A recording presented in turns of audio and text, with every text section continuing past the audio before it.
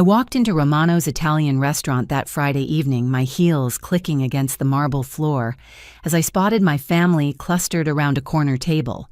Empty plates and wine glasses told the story I already knew. They had finished dinner without me. Again. My mother, Carol, looked up from her tiramisu, her perfectly styled silver hair catching the candlelight, as she smiled that practiced smile I knew so well. My father, Robert, was wiping his mouth with his napkin, looking satisfied and content. My sister, Madison, barely glanced up from her phone. I approached their table, clutching my purse tighter as the familiar knot formed in my stomach. This was supposed to be their 30th anniversary celebration, and somehow I had become an afterthought once more. Carol reached into her designer handbag and pulled out what looked like a crisp $1,000 bill. The deep green paper seemed to shimmer under the restaurant lighting as she extended it toward me with a theatrical flourish. "Happy anniversary to us, sweetheart," she said with that sugary tone she used when she wanted something. "We ordered you the salmon, but since you missed dinner, this should cover it." Madison looked up from her phone screen, her blonde curls bouncing as she laughed. "You're our ATM," she announced loud enough for nearby tables to hear. The entire family erupted in laughter, and I felt heat rising in my cheeks. I stared at the bill in my mother's manicured fingers, feeling every pair of eyes in that section of the restaurant burning into me. 28 years old, working as a financial analyst at First National Bank, and my family still treated me like their personal cash dispenser. The humiliation was suffocating. Without thinking, I snatched the bill from her hand and tore it clean down the middle. The sound of ripping paper seemed to echo through the restaurant as gasps came from surrounding tables. Carol's mouth fell open in shock, while Robert's face turned an alarming shade of red. "Janet, what have you done?" Carol whispered, her voice trembling. I dropped the torn pieces onto their table, watching them flutter down like green confetti among the empty wine glasses. "I'm done being your ATM," I said, my voice steadier than I felt inside. Madison's eyes widened as she stared at the destroyed bill. "Are you insane? That was $1,000? Then maybe you should have saved me some dinner," I replied, turning on my heel and walking out of Romano's without looking back. The cool October air hit my face as I stepped onto the sidewalk, my hands shaking as I fumbled for my car keys. Behind me, I could hear raised voices coming from the restaurant, but I kept walking. My silver Honda Civic felt like a sanctuary as I slipped inside and started the engine. 3 months passed before I thought about that night again. I had avoided family gatherings, ignored their phone calls, and focused entirely on my work at the bank. My supervisor had even complimented my increased productivity and attention to detail. Then my phone rang on a Tuesday morning in January while I was reviewing loan applications. "Is this Janet Stevens?" The woman's voice was crisp and professional. "Yes, this is Janet. This is Agent Sarah Rodriguez with the United States Treasury Department. I need to speak with you about a financial matter. Are you available to meet this afternoon?" My stomach dropped as I glanced around the busy bank floor. "Is this about my accounts? I can pull my statements if there's a problem." "Ms. Stevens, this concerns evidence in a federal counterfeiting investigation. I'll be at your apartment at 2 o'clock if that works for you." The line went dead before I could respond. I stared at my phone screen, reading the unknown number over and over. Counterfeiting investigation. The words echoed in my head as I tried to focus on the loan application in front of me, but the numbers blurred together. At exactly 2 o'clock, my doorbell chimed. Agent Rodriguez stood in my hallway wearing a navy blue suit and carrying a leather briefcase. Her dark hair was pulled back in a professional bun, and her brown eyes seemed to assess everything as she stepped into my living room. "Thank you for agreeing to meet with me," she said, settling onto my beige couch and opening her briefcase. "I need to ask you about an incident that occurred 3 months ago at Romano's Italian restaurant." My blood turned cold. "How do you know about that?" Agent Rodriguez pulled out a manila folder and extracted several photographs. She spread them across my coffee table, and I recognized the interior of Romano's immediately. Security camera footage showed me tearing the bill and dropping the pieces onto my family's table. We've been investigating a sophisticated counterfeiting operation that's been circulating fake currency throughout the metropolitan area, she explained. The bill you destroyed that night was evidence. Evidence of what? My voice came out as barely a whisper. It was a counterfeit $1,000 bill, extremely high quality, almost impossible to detect without specialized equipment. Agent Rodriguez pointed to one of the photographs. The person who gave you that bill is connected to a larger criminal network. I sank into my armchair, my mind racing. My mother had given me a fake $1,000 bill. My family had handed me counterfeit money in front of a restaurant full of people.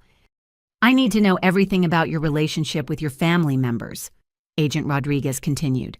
How often do they give you money? Have you noticed anything unusual about their financial situation? Questions flooded my mind faster than I could process them. How long had my family been involved with counterfeit money? Did they know the bill was fake? Were they testing me somehow? I don't understand, I said, my hands trembling. My parents have always been financially stable. My father owns a small printing business, and my mother works part-time at a boutique. Agent Rodriguez made notes in a small notebook. We'll need you to come to our field office tomorrow for a more detailed interview. There's something else you need to know. She reached into her briefcase again and pulled out a clear evidence bag containing fragments of the torn bill. Even through the plastic, I could see my fingerprints clearly visible on the green paper. Your fingerprints were already in our database, Agent Rodriguez said quietly. From when you were a child. The room seemed to spin around me as I stared at the evidence bag. Child fingerprints in a federal database meant only one thing. Somehow I had been connected to criminal activity before I was old enough to understand what was happening. What does that mean? I whispered. Agent Rodriguez closed her briefcase and stood up. It means this investigation goes much deeper than we initially thought, and it means you've been involved in this network much longer than you realize. That night, I couldn't sleep.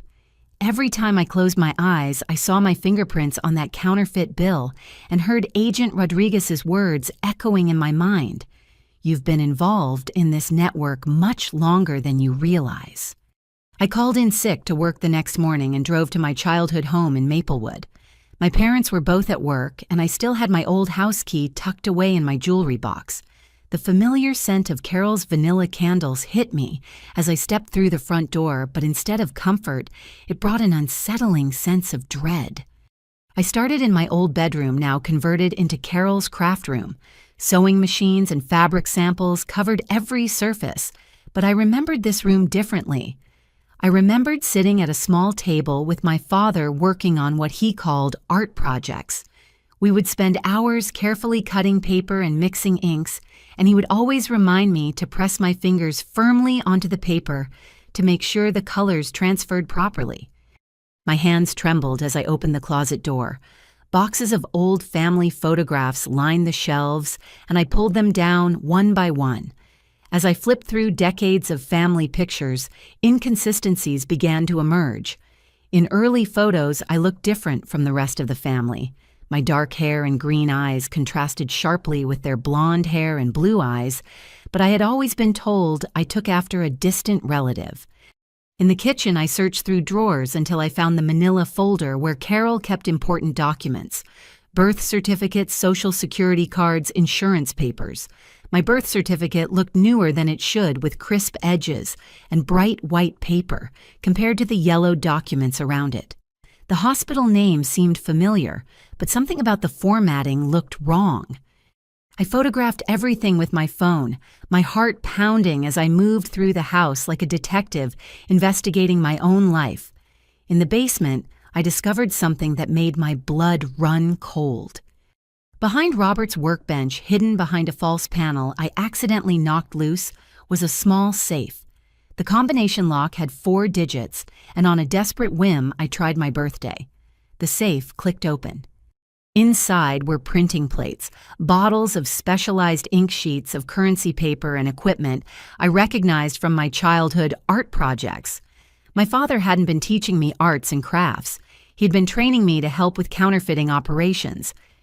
Among the equipment, I found a folder labeled Janet Training Records. Inside were photographs of me as a young child carefully placing my small hands on sheets of currency paper, while Robert guided my movements. Notes in his handwriting documented my progress. Age 6. Excellent finger pressure, natural talent for detailed work. Age 8. Can cut security strips without supervision. Age 10. Ready for quality control duties. My legs gave out and I sat down hard on the concrete basement floor. Every memory of bonding with my father through our special projects took on a sinister new meaning. He had been grooming me to become part of his criminal operation from the time I could hold a pair of scissors. But there was something else in the safe that shattered my world completely. At the bottom of the folder underneath the training photographs was a legal document that changed everything I thought I knew about myself. Adoption papers. Official court documents showing that Janet Stevens was not my birth name. According to the paperwork, I had been adopted at age 3 from a teenage mother who could not provide for me. The adoption had been arranged privately outside the normal state system. My original name was Janet Lynn Morrison. I photographed every document, my hands shaking so badly I could barely hold my phone steady. The adoption papers included a brief medical history of my biological parents and a single photograph of a young woman with dark hair and green eyes who looked exactly like me. The woman in the photograph was my real mother, and according to the documentation, she had died in a car accident when I was 12 years old. As I sat in that basement surrounded by evidence of my father's crimes and the truth about my identity, one terrible realization crystallized in my mind. I hadn't been adopted by the Stevens family because they wanted a daughter. I had been chosen specifically because I fit their needs for their criminal enterprise. They needed a child they could mold and manipulate, a child with no other family to ask questions, a child whose fingerprints could be embedded in their operation from the very beginning, making her the perfect fall guy if they were ever caught. My phone buzzed with a text message from Agent Rodriguez. Interview scheduled for 10 a.m. tomorrow. Bring any family documents you think might be relevant. I stared at the message while surrounded by 25 years of lies. Tomorrow, I would have to decide whether to protect the people who raised me or expose the truth about what they had done to an innocent child. But as I looked at the photograph of my biological mother, her young face full of hope and love, I knew there was really no choice at all. The next morning, I sat across from Agent Rodriguez in a sterile conference room at the federal building downtown. Fluorescent lights hummed overhead as I spread the documents I had discovered across the metal table. Her expression grew darker with each photograph and piece of evidence I presented. "These adoption papers are highly irregular," she said, studying the legal documents through a magnifying glass. "The law firm that handled this doesn't exist anymore, and the judge who signed off died 15 years ago under suspicious circumstances." I felt sick as she continued examining the evidence. "What do you mean, suspicious circumstances?" "Judge Harold Brennan was investigating corruption in private adoption cases when his car went off a bridge during a snowstorm." Agent Rodriguez looked up from the documents. "No other vehicles involved, but the accident occurred on a clear, straight stretch of road he had driven safely for 30 years. The implications hung heavy in the air between us. Judge Brennan had been asking too many questions about adoptions like mine, and someone had made sure he stopped asking. "Tell me about your biological mother," Agent Rodriguez said, pointing to the photograph I had found.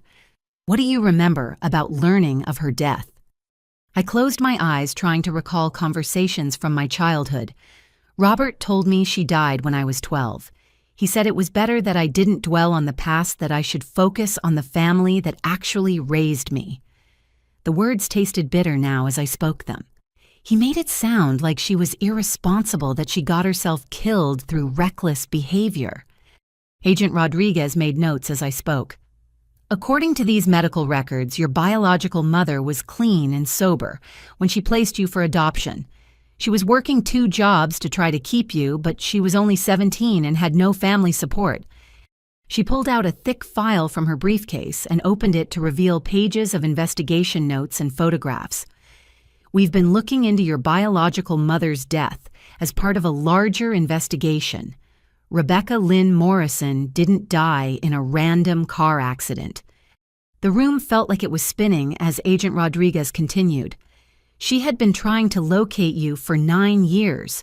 She got clean finished high school and earned her nursing degree. She started asking questions about the adoption, demanding to know where her daughter was placed. Tears burned my eyes as I processed this information. My real mother hadn't forgotten about me. She had been fighting to find me to build a life where we could be together again. 3 days before her death, Rebecca contacted a private investigator. Agent Rodriguez said, sliding a business card across the table. She had traced the adoption to Robert Stevens and was planning to file a legal challenge to gain visitation rights. I picked up the faded business card with trembling fingers. Morrison Investigations. The investigator had the same last name as my biological mother and me. Her older brother, Agent Rodriguez explained. Thomas Morrison spent 2 years investigating his sister's death, but he was threatened repeatedly and eventually had to close his business and leave the state. The picture was becoming clearer, and it was more horrifying than I had imagined. My biological mother hadn't abandoned me. She had been murdered because she threatened to expose the adoption scheme and reclaim her daughter. There's something else, Agent Rodriguez said quietly. The adoption wasn't just about placing you with a family. It was about creating false identities and paperwork trails that could be used for money laundering operations.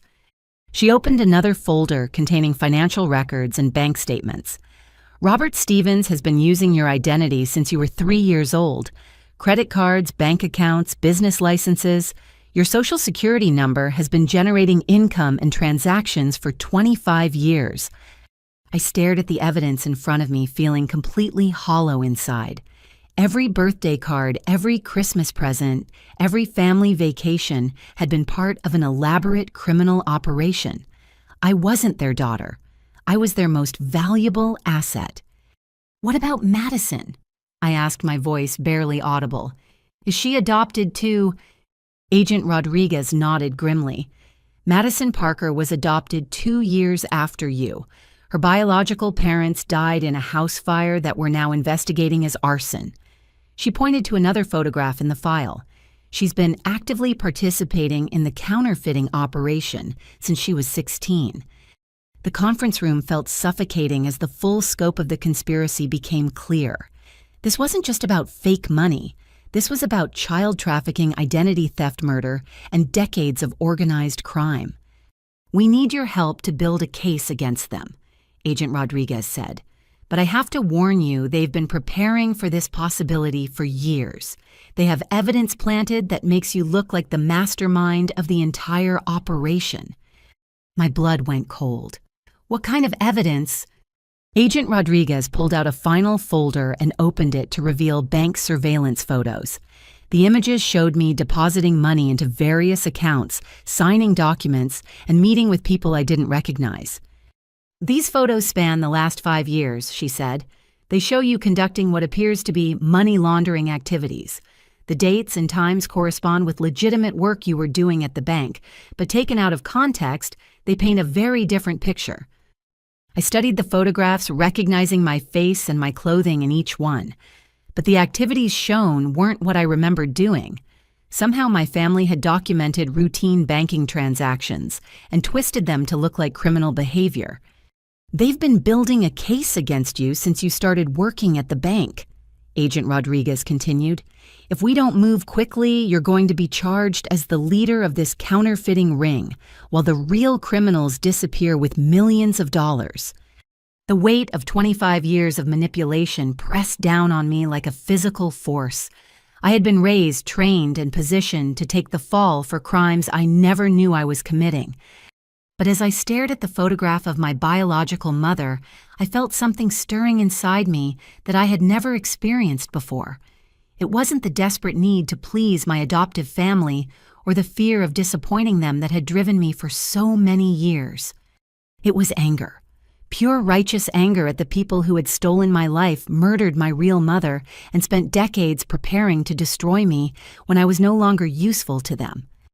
What do you need me to do? I asked Agent Rodriguez. Agent Rodriguez handed me a small recording device that looked like an ordinary pen. "We need documented evidence of their current operations," she explained. "This will record conversations up to 12 hours and it's completely undetectable." The plan was simple, but terrifying. I would resume contact with my family, pretending that my anger had cooled and I was ready to apologize for embarrassing them at the restaurant. I would gather evidence of their ongoing criminal activities while federal agents built their case. 3 days later, I called Madison and suggested we meet for lunch. She agreed immediately, which should have been my first warning that something was wrong. Madison never made time for family unless she needed something. We met at a small cafe downtown, and I arrived early to activate the recording pen. Madison breezed in 20 minutes late, wearing designer clothes I knew she couldn't afford on her salary, as a part-time receptionist at a doctor's office. "Janet, I'm so glad you called," she said, sliding into the booth across from me. "Mom and Dad have been worried sick about you." I forced a smile and apologized for my behavior at the anniversary dinner. Madison seemed to accept my explanation that work stress had made me overreact to their teasing. We ordered salads and coffee, and I steered the conversation toward their financial situation. "I keep thinking about that $1,000 bill," I said carefully. "Where did Mom get something like that? I didn't even know they still made them." Madison's expression flickered for just a moment before she recovered. "Oh, you know Dad. He's always collecting weird old money from estate sales and auctions." But her answer didn't make sense. Estate sales wouldn't have crisp new $1,000 bills. And Robert had never shown any interest in collecting anything except printing equipment and rare inks. After lunch, Madison suggested we go shopping at the mall. As we walked through the department stores, I noticed her paying for everything with cash. Specifically, she was using $20 and $50 bills that looked unusually crisp and new. "Madison, where are you getting all this cash?" I asked as she bought a $300 purse without hesitation. "I've been doing some freelance work," she said vaguely. "Design projects for small businesses." When we stopped at the food court for coffee, Madison excused herself to make a phone call. I followed at a distance and listened as she spoke to someone in hushed, urgent tones. "No, she doesn't suspect anything," Madison said into her phone. "She's still the same naive little sister she's always been." My stomach dropped as I realized she was talking about me. "The timeline is moving up," Madison continued. "We need to transfer the accounts by next week and then we can activate the final phase." I moved closer, hiding behind a pillar as Madison finished her conversation. "Don't worry about Janet," she said. "When this is over, she'll be exactly where we need her to be." When Madison returned to our table, I pretended to be checking my phone, but my hands were shaking as I realized my supposed sister had been planning something involving my accounts and some kind of timeline. The next day, I decided to follow Madison to see where she was going for her freelance design work. I called in sick to the bank and positioned myself outside her apartment building at 7 in the morning. Madison emerged at 8:30 and drove to an industrial complex on the outskirts of town. I followed at a safe distance and watched her park outside a nondescript warehouse with no visible signage. I parked across the street and used binoculars I had borrowed from my neighbor to watch the building. Over the next 2 hours, I saw approximately 15 people enter and leave the warehouse. Several of them were carrying briefcases and manila envelopes. Around 11 o'clock, Madison came outside and stood in the parking lot talking to a man in his 50s wearing expensive clothing. I adjusted the binoculars and nearly dropped them when I recognized the man.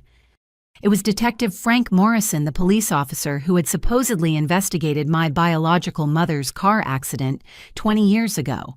The same Morrison who had concluded that Rebecca's death was accidental and closed the case without further investigation. Madison and Detective Morrison spoke for several minutes before he handed her a thick envelope and drove away in an unmarked police car. Madison returned to the warehouse carrying the envelope. I spent another hour watching the building before Madison emerged again, this time with 2 teenage boys I recognized from our neighborhood. They looked nervous and kept glancing around as Madison led them to her car. That's when I realized what I was witnessing. Madison wasn't just involved in counterfeiting money. She was recruiting new people into the operation, including minors from our own community. I followed them to a parking garage downtown where Madison met with 3 more adults I didn't recognize. Money and documents changed hands, and I watched in horror as Madison handed one of the teenage boys what looked like a fake driver's license. The recording pen in my purse captured everything, but I knew I needed more evidence. As Madison prepared to leave with the teenagers, I made a decision that terrified me. I got out of my car and walked directly toward the group. "Madison," I called out, pretending to be surprised to see her. "What are you doing here?" The color drained from her face as she saw me approaching. The adults she had been meeting with immediately scattered, leaving Madison alone with the 2 teenage boys.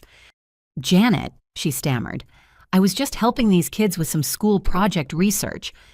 But the boys looked panicked, and one of them was clutching what was obviously a fake identification document. "Research for what?" I asked, looking directly at the teenager holding the ID.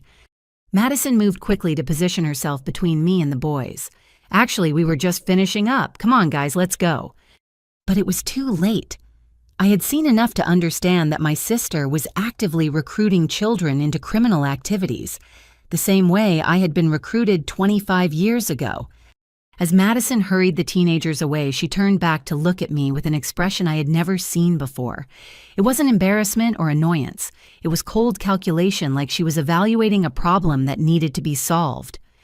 "Janet," she said quietly, "you shouldn't have seen this." The threat in her voice was unmistakable. My own sister, the person I had grown up with and trusted my entire life, was warning me to stay quiet about criminal activity involving children. That night, I called Agent Rodriguez and arranged an emergency meeting. As I handed over the recording pen and described what I had witnessed, I realized that the federal investigation was about to uncover something much larger than a simple counterfeiting operation. "Detective Morrison has been on our radar for years," Agent Rodriguez said after listening to the recordings. "We suspected he was connected to organized crime, but we could never prove it." She looked at the photographs I had taken of the warehouse and the people Madison had been meeting with. "This confirms that your family's operation has law enforcement protection. That's how they've been operating for so long without getting caught." As the full scope of the conspiracy became clear, Agent Rodriguez delivered news that made my blood run cold. "Janet, we have reason to believe that your family is planning to frame you for the entire operation and then eliminate you as a witness." The room spun around me as she continued.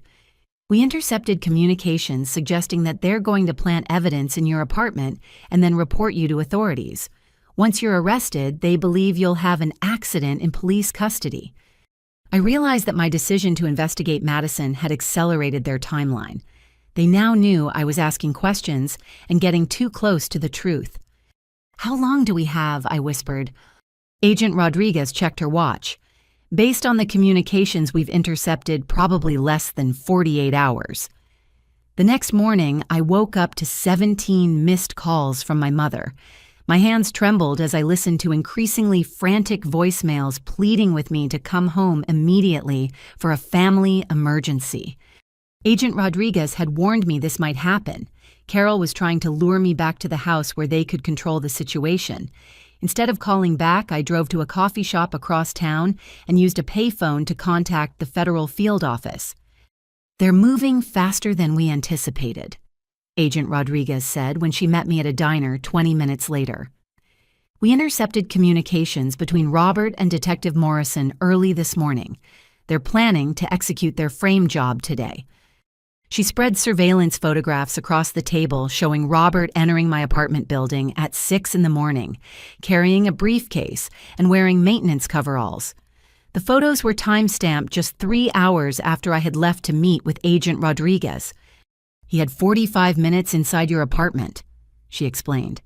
"Our technical team is analyzing what he might have planted, but we can't enter without compromising the investigation."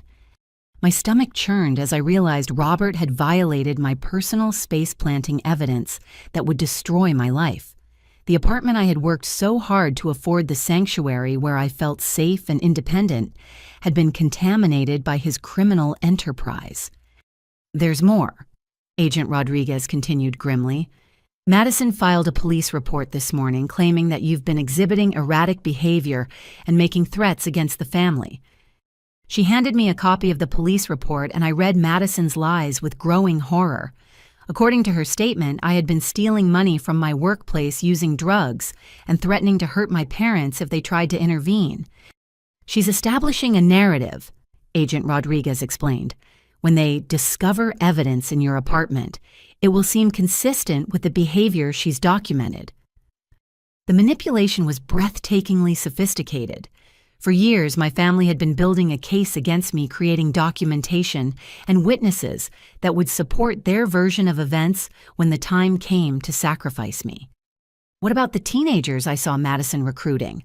I asked. Agent Rodriguez's expression darkened. We're working on tracking them down, but it's complicated. Many of these kids come from unstable family situations where they're vulnerable to manipulation. Madison targets children who won't be missed if something happens to them. The realization that Madison was essentially trafficking children into criminal activity made me feel physically sick. How many young people had been destroyed by my family's operation? How many families had been torn apart by their greed? My phone buzzed with a text message from Robert. Janet, please come home. Your mother is in the hospital. She needs you. Agent Rodriguez read the message over my shoulder and shook her head. It's a trap. Carol is fine. We have surveillance on the hospital and she hasn't been admitted. But even knowing it was a lie, the message triggered something deep in my conditioning. 25 years of being trained to drop everything and respond to family emergencies made my chest tight with anxiety. They know exactly how to manipulate you, Agent Rodriguez observed. They've had your entire life to study your responses and program your reactions. She was right. Every instinct I had was screaming at me to rush home and help my mother, even though my rational mind knew it was a setup. The psychological control they had established was that powerful. Agent Rodriguez received a phone call that made her face go pale. After a brief conversation, she hung up and turned to me with urgent intensity. We have a problem. Detective Morrison just obtained a search warrant for your apartment. He's going to discover the evidence Robert planted this morning and then issue an arrest warrant for you. My world tilted as the implications became clear. In a matter of hours, I would be a wanted fugitive charged with federal crimes I had never committed. Once I was in police custody with Detective Morrison controlling the situation, my family could eliminate the only witness to their decades of criminal activity. What do we do? I whispered. Agent Rodriguez gathered the photographs and documents from the table. We accelerate our timeline. We're going to arrest your entire family today before they can complete their frame job. She made several phone calls while I sat in stunned silence, watching my entire world collapse around me. Federal agents were mobilizing across the city to simultaneously arrest Robert Carroll Madison and their associates before they could destroy evidence or flee. There's something else you need to know, Agent Rodriguez said after finishing her calls. We found Detective Morrison's connection to your biological mother's death. She pulled out a file containing police reports and witness statements from 20 years ago. Morrison wasn't just the investigating officer. He was the one who forced Rebecca's car off the road that night. The coffee shop seemed to fade away as I processed this information. The police officer who had covered up my mother's murder was the same man who was now trying to frame me for crimes committed by her killers. Morrison has been Robert's inside contact at the police department for over 2 decades, Agent Rodriguez continued. He's protected their operation, eliminated threats, and helped them maintain their cover as a normal American family. My hands clenched into fists as rage overwhelmed me. These people hadn't just stolen my childhood and identity. They had murdered my real mother and spent 25 years profiting from their crime while I unknowingly helped them. I want to be there when you arrest them, I said. Agent Rodriguez shook her head. Too dangerous. They're desperate now, and desperate criminals make unpredictable choices. But I wasn't backing down. After a lifetime of being manipulated and controlled, I needed to see justice served with my own eyes. My phone rang and Robert's name appeared on the screen. Agent Rodriguez motioned for me to answer while she activated recording equipment. Janet, sweetheart. Robert's voice was strained but trying to sound casual. Your mother really is worried about you. Why don't you come home so we can talk? I'm fine, Dad, I replied, using the word that now felt like poison in my mouth. I just need some space to think. Space to think about what? There was an edge to his voice now. Has someone been filling your head with crazy ideas? Agent Rodriguez held up a note reminding me to keep him talking while federal agents moved into position around my family's house.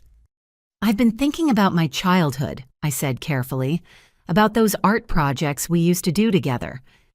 Silence stretched across the phone line before Robert responded. Those were special times, weren't they? Just you and me working together on something important. His words confirmed everything. He was admitting to involving me in counterfeiting operations when I was a child, and he didn't even seem to understand how wrong it had been. Robert, I said, dropping the pretense entirely. I know what you did to my real mother. Another long silence, and when he spoke again, his voice had changed completely. The fake paternal warmth was gone, replaced by cold calculation. Janet, you need to be very careful about the accusations you make. You've been involved in this operation your entire life. Your fingerprints are on evidence going back 20 years. When the police investigate this family, who do you think they're going to arrest? The threat was unmistakable. He was reminding me that I could be charged as an accomplice to crimes I had committed as a child under his manipulation. But here's the thing, Robert, I said, surprising myself with how steady my voice sounded. The police aren't going to investigate this family. The federal government is. I hung up the phone and looked at Agent Rodriguez. How long before the arrests? She checked her watch. 20 minutes. 18 minutes later, my phone rang again. This time it was Carol, and she was sobbing so hard I could barely understand her words. Janet, please, you have to listen to me. She gasped between tears. Your father is very sick. The doctors say he doesn't have much time left. Agent Rodriguez was monitoring the call and shook her head, indicating this was another manipulation tactic. But Carol's crying sounded genuinely desperate, and despite everything I knew about her, my heart clenched with familiar guilt. Mom, slow down, I said. What are you talking about? Cancer, she whispered. Pancreatic cancer, stage 4. The doctors say he has maybe 3 months to live. I closed my eyes, feeling the old conditioning kick in. Carol had always been expert at using emotional manipulation to control me, and the news of Robert's supposed illness triggered every protective instinct I had developed over 25 years. He's been hiding it from everyone, Carol continued. He didn't want you and Madison to worry. But Janet, if he goes to prison now, he'll die alone in a cell. Is that what you want for the man who raised you? Agent Rodriguez slid a note across the table. Stalling tactic. No medical records indicate cancer diagnosis. But Carol wasn't finished. I'm coming to see you, she announced. We need to talk face to face about this family before you make a decision that destroys all of us. The line went dead before I could respond. Agent Rodriguez immediately made phone calls to redirect surveillance teams, but Carol was already in motion. 30 minutes later, Carol knocked on the door of the diner where Agent Rodriguez and I were meeting.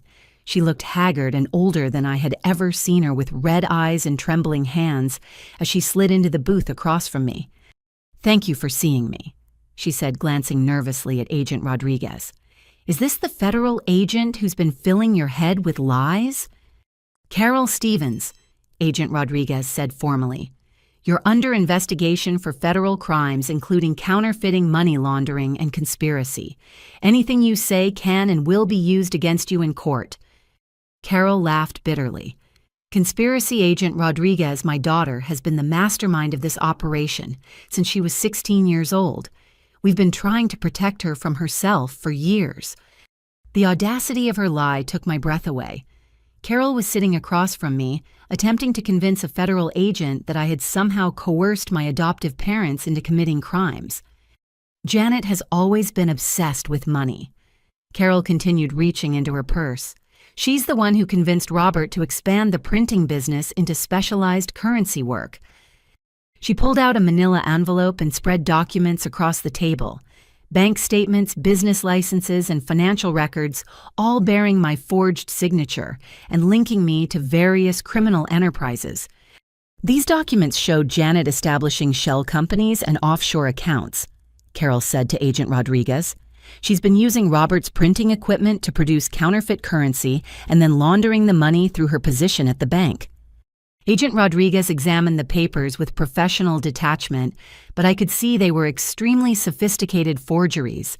My family had spent years creating a paper trail that made me appear guilty of everything they had actually done. Carol, I said quietly, I was a child. You can't seriously expect anyone to believe that a 6-year-old masterminded a counterfeiting operation. But you weren't just 6 years old, Carol replied. You were different from other children, manipulative, calculating. We tried to give you a normal childhood, but you were always drawn to criminal behavior. She reached back into her purse and pulled out a thick folder labeled Janet Psychological Evaluations. Inside were what appeared to be professional assessments from child psychologists, all documenting behavioral problems and antisocial tendencies. Dr. Patricia Williams evaluated Janet when she was 8 years old, Carol said, handing the papers to Agent Rodriguez. She diagnosed early onset conduct disorder and recommended intensive intervention. I stared at the psychological reports in disbelief. The evaluations described a child who was aggressive, manipulative, and showed no empathy for others. According to the documents, I had tortured animals stolen from classmates and exhibited concerning sexual behavior. These are lies, I whispered. I never did any of those things. But the documents looked official, complete with letterhead from established psychological practices and signatures from licensed therapists. Agent Rodriguez studied the papers carefully before looking up at Carol. Dr. Patricia Williams lost her license 15 years ago for falsifying patient records and insurance fraud. Carol's composure cracked slightly.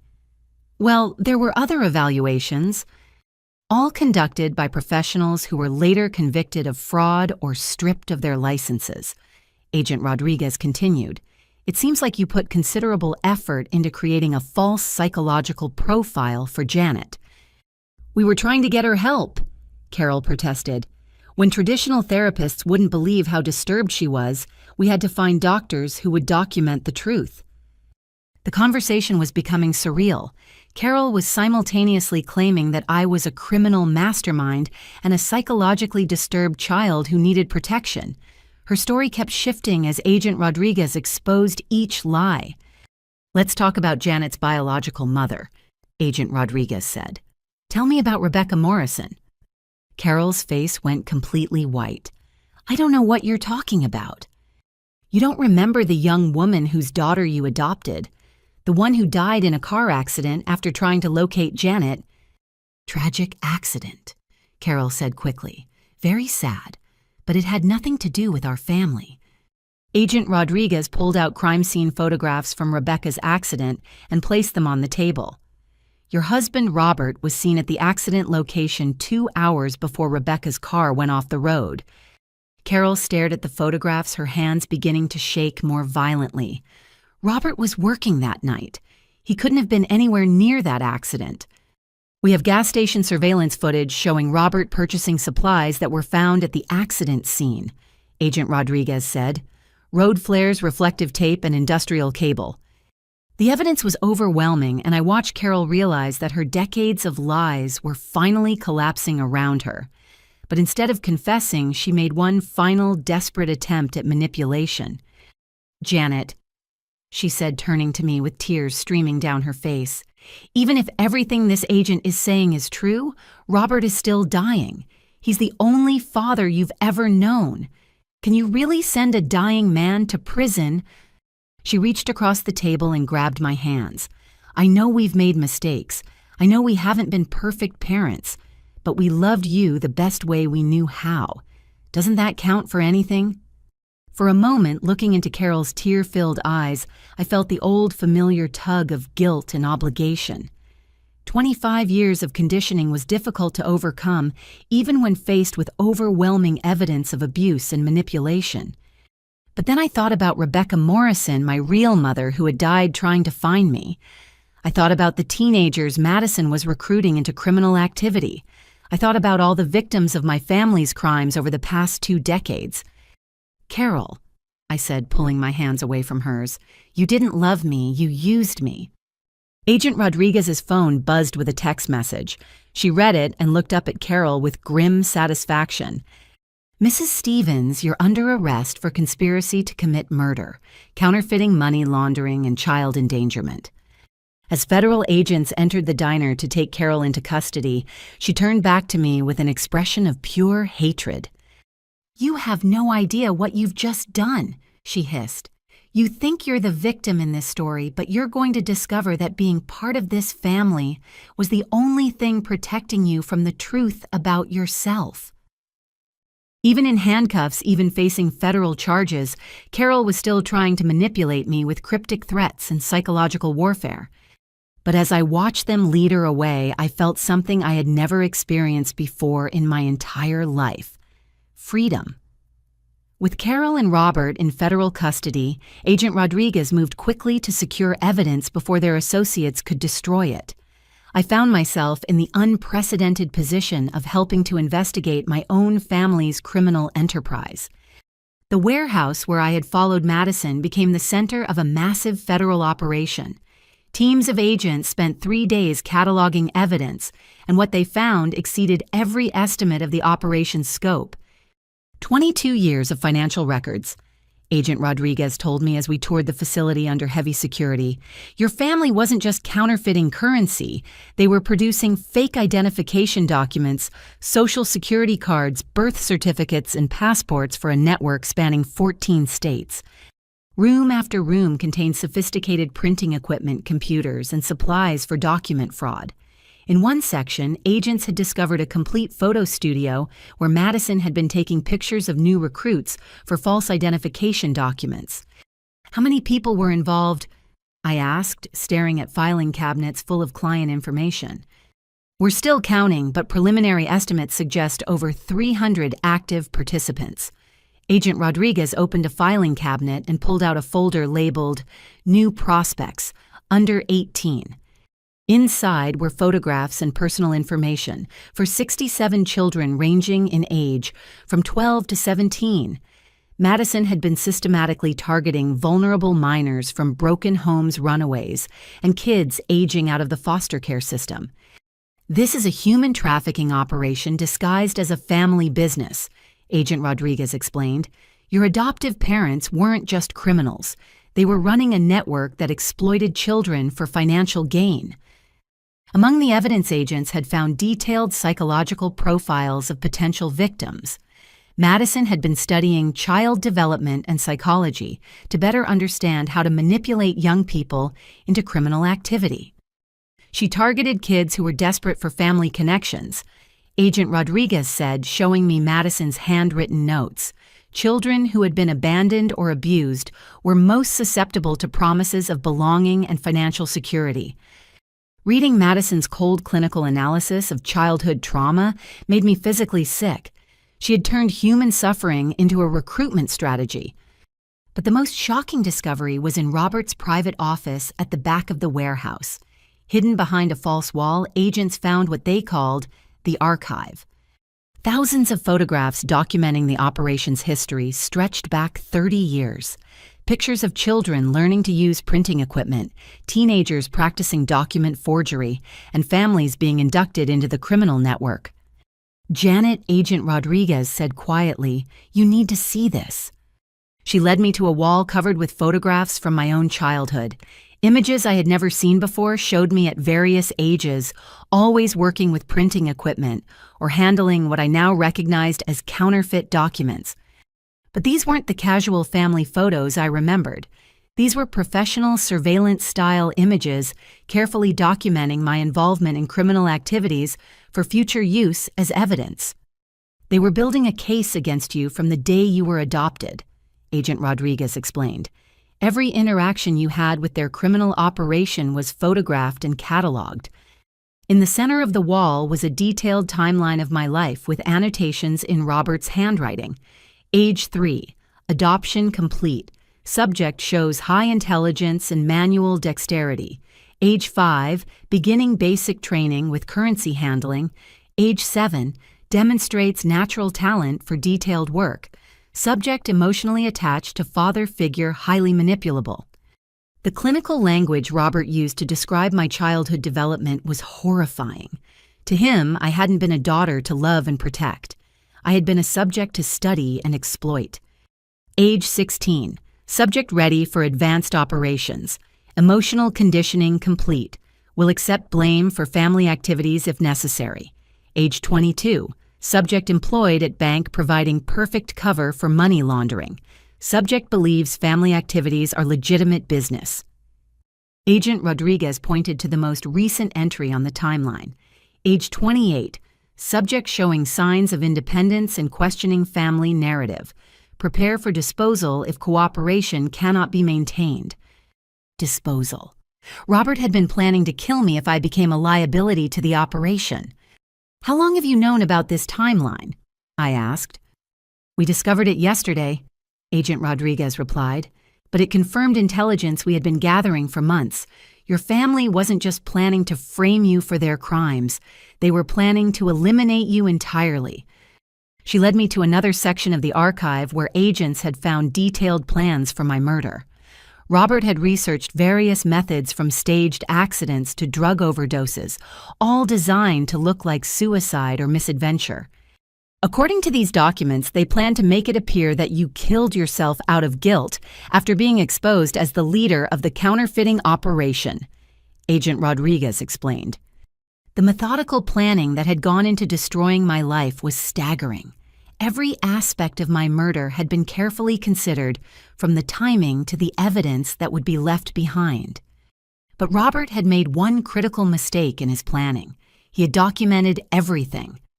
Criminals like your adoptive father are often narcissistic, Agent Rodriguez observed.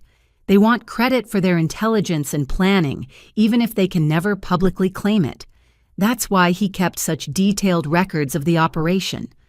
Those records were now providing federal prosecutors with an airtight case against the entire network.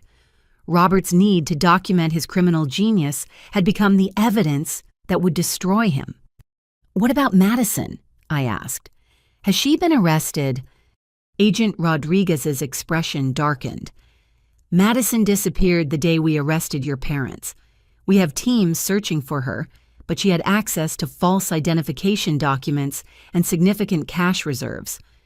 The realization that Madison was still free made my stomach clench with anxiety. She knew I was cooperating with federal agents, and she had been trained in the same manipulation and violence that Robert had mastered. We're providing you with protection, Agent Rodriguez said, noticing my concern. Madison is desperate and dangerous, but she's also alone now. Without Robert's support and resources, she won't be able to stay hidden for long. As we finished touring the warehouse, Agent Rodriguez received a phone call that made her smile for the first time in days. We found Detective Morrison, she announced after hanging up. He was trying to board a flight to Mexico using a false passport. He's being transported back here for questioning. With Morrison in custody, the corrupt police protection that had shielded my family's operation for decades was finally broken. Federal agents could now safely investigate related crimes without worrying about evidence being destroyed or witnesses being threatened. Morrison has already started talking, Agent Rodriguez said. He's trying to negotiate a plea deal by providing information about other criminal networks he's been protecting. The scope of corruption was expanding beyond my family's operation to include other organized crime activities throughout the region. Morrison's arrest was opening new investigations that could take years to fully resolve. But for me, the most important revelation came when Agent Rodriguez showed me Morrison's confession about my biological mother's murder. He admits to forcing Rebecca off the road that night, she said. He was following Robert's orders to eliminate a threat to the adoption scheme. Finally, after 20 years, my real mother was going to get justice. The people who killed her were in federal custody, and their entire criminal empire was collapsing around them. As I stood in the warehouse surrounded by evidence of my family's crimes, I felt a sense of purpose I had never experienced before. These weren't just abstract legal proceedings. This was about protecting other children from the exploitation I had endured and ensuring that Rebecca Morrison's death would not be forgotten. "Agent Rodriguez," I said, "I want to do more than just provide testimony. I want to help you find the other victims and shut down every part of this network." She looked at me with respect and determination. "Janet, I was hoping you would say that." The next morning brought news that changed everything I thought I knew about my biological family. Agent Rodriguez called me at 6 in the morning with urgency in her voice. "Janet, we have a problem. Morrison gave us information about your biological mother's family that puts someone in immediate danger." I met her at the federal building 30 minutes later, where she led me to a secure briefing room. On the table were photographs and documents I had never seen before. "Your biological mother had a younger sister named Patricia," Agent Rodriguez explained. "She's been living in Phoenix for the past 15 years, working as a pediatric nurse at Children's Hospital." I stared at the photographs showing a woman with dark hair and green eyes who looked remarkably like Rebecca, like me. "Robert's associates have been monitoring Patricia since Rebecca's death," Agent Rodriguez continued. "They wanted to make sure she didn't start asking questions about her sister's accident." The realization that I had family I never knew about was overwhelming, but the immediate threat to Patricia's safety pushed personal emotions aside. "What kind of monitoring?" I asked. Agent Rodriguez opened a file containing surveillance photographs spanning 2 decades. Images of Patricia leaving work, shopping for groceries, attending church, and going about her daily life, all taken by people working for Robert's criminal network. "They've been watching her continuously for 20 years, Agent Rodriguez said, "making sure she stayed in Phoenix, that she didn't try to investigate Rebecca's death or search for you. The level of control my adoptive family had exercised over innocent people was staggering. They hadn't just stolen my life and killed my mother. They had terrorized my extended family for decades." Yesterday, after Morrison's arrest, Robert sent a message to his associates. Agent Rodriguez continued. "He wants them to eliminate Patricia as a potential witness before she can be contacted by federal agents." My blood ran cold as I processed this information. Patricia had spent 20 years living her life, never knowing that she was being watched by criminals who were prepared to kill her at any moment. "We have to protect her," I said. "We're already moving," Agent Rodriguez replied. "Teams are being deployed to Phoenix to bring Patricia into protective custody. But Robert's network includes people we haven't identified yet. Until we're certain Patricia is safe, we have to assume she's in immediate danger." Agent Rodriguez handed me a secure phone that would allow me to communicate with the Phoenix team. "We want you to be the one to contact Patricia and explain the situation. She's more likely to trust someone who's family than a federal agent she's never met." The weight of that responsibility was enormous. I was about to call a woman I had never met and tell her that her sister was murdered, that I was the daughter she thought was dead, and that her life was in danger because of crimes she knew nothing about. "What do I tell her about Rebecca?" I asked. Agent Rodriguez pulled out Rebecca's complete file, including medical records and personal belongings that had been collected as evidence. "Tell her the truth. Rebecca died fighting to find you and protect you. She never stopped loving you or trying to bring you home." I dialed the number with trembling fingers. Patricia answered on the second ring, her voice warm and professional. "Children's Hospital Phoenix Pediatric Unit, this is Patricia." "Patricia Morrison?" I asked, my voice catching on her last name. "Yes, can I help you?" "My name is Janet Stevens, but my birth name was Janet Lynn Morrison. I'm Rebecca's daughter." Silence stretched across the phone line for what felt like forever. When Patricia finally spoke, her voice was barely a whisper. "Janet, Rebecca's baby, but you died in the car accident with her." "No," I said gently. "I was adopted before Rebecca died. She was killed trying to find me." Patricia began crying, and I could hear her struggling to process information that contradicted everything she had believed for 20 years. "I need you to listen to me carefully," I continued. "You're in danger right now. Federal agents are coming to protect you, but you need to leave the hospital immediately and go to the main police station downtown." "I don't understand," Patricia said through her tears. "What's happening?" Over the next 10 minutes, I explained as much as I could about the criminal network Rebecca's murder and the surveillance Patricia had been under. Agent Rodriguez coached me through the conversation, making sure I provided enough information to convince Patricia to cooperate without overwhelming her. "The people who killed Rebecca have been watching you for 20 years, I explained. "They're planning to hurt you to prevent you from talking to federal agents about your sister's death." Patricia's voice became stronger as the immediate danger penetrated her shock. "I'm leaving the hospital right now. Janet, where have you been all this time? I looked for you after Rebecca died, but the police said there were no survivors. I was adopted by the people who killed her." I said the words tasting like poison. They raised me as their daughter while using me in their criminal operation. "Oh my God," Patricia whispered. "Rebecca never stopped talking about you. She was going to nursing school so she could provide a better life when she got you back." Agent Rodriguez handed me a note. "Tell her about the safety deposit box." "Patricia Rebecca left something for me in a safety deposit box. Do you know anything about that?" "Yes." Patricia's voice brightened with excitement. "She gave me a key years ago and told me to keep it safe. She said someday you might need what was inside." My heart raced as I realized Rebecca had planned for the possibility that something might happen to her before she could reunite with me. "Where is the safety deposit box?" I asked. "First National Bank in Phoenix," Patricia replied. "Rebecca said the box contained everything you would need to know about your real family and your inheritance." Inheritance? Rebecca had left me something beyond just personal mementos. Agent Rodriguez was making rapid notes and phone calls, coordinating with the Phoenix team to secure both Patricia and the safety deposit box before Robert's associates could interfere. "Janet," Patricia said, her voice full of emotion.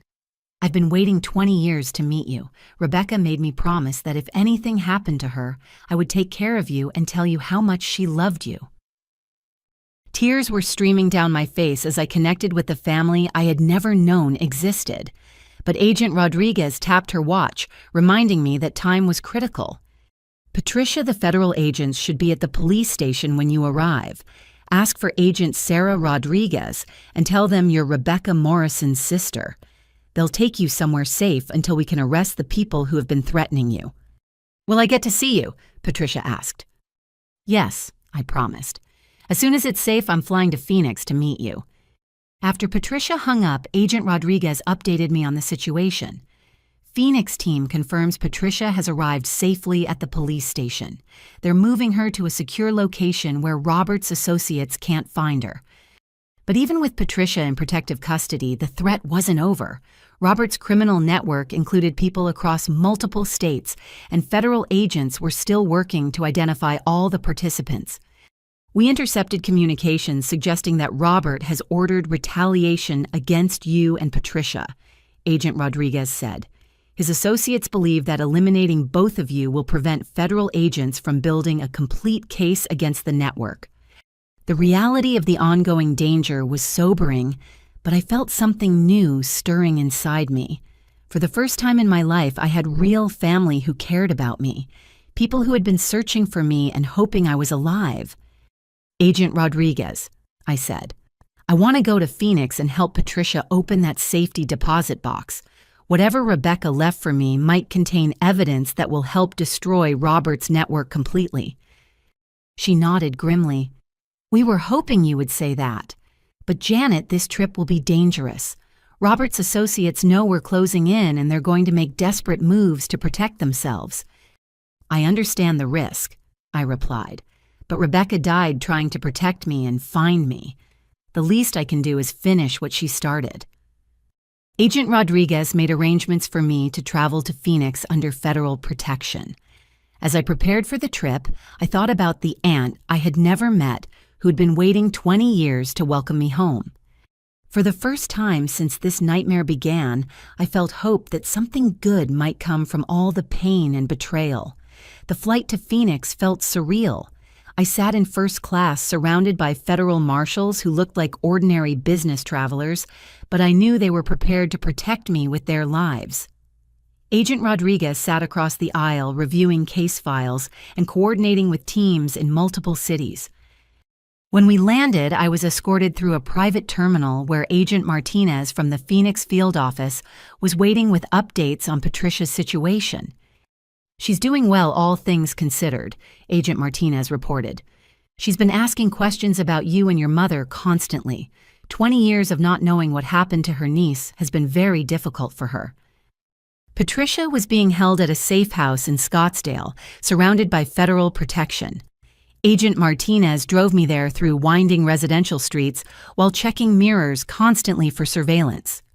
The safe house looked like an ordinary suburban home, but I noticed security cameras and agents positioned strategically around the property. Inside, Patricia Morrison was waiting in a living room that felt warm and comfortable despite the circumstances. When I walked through the door, Patricia stood up from the couch and stared at me in amazement. She was smaller than I had expected, maybe 5 feet 4 inches tall, with graying dark hair and the same green eyes I saw in the mirror every day. "You look exactly like Rebecca," she whispered, tears streaming down her face. Exactly like her. We embraced in the middle of that living room, and I felt a connection I had never experienced with Carol. This wasn't the conditional love I had grown up with. This was family in the truest sense of the word.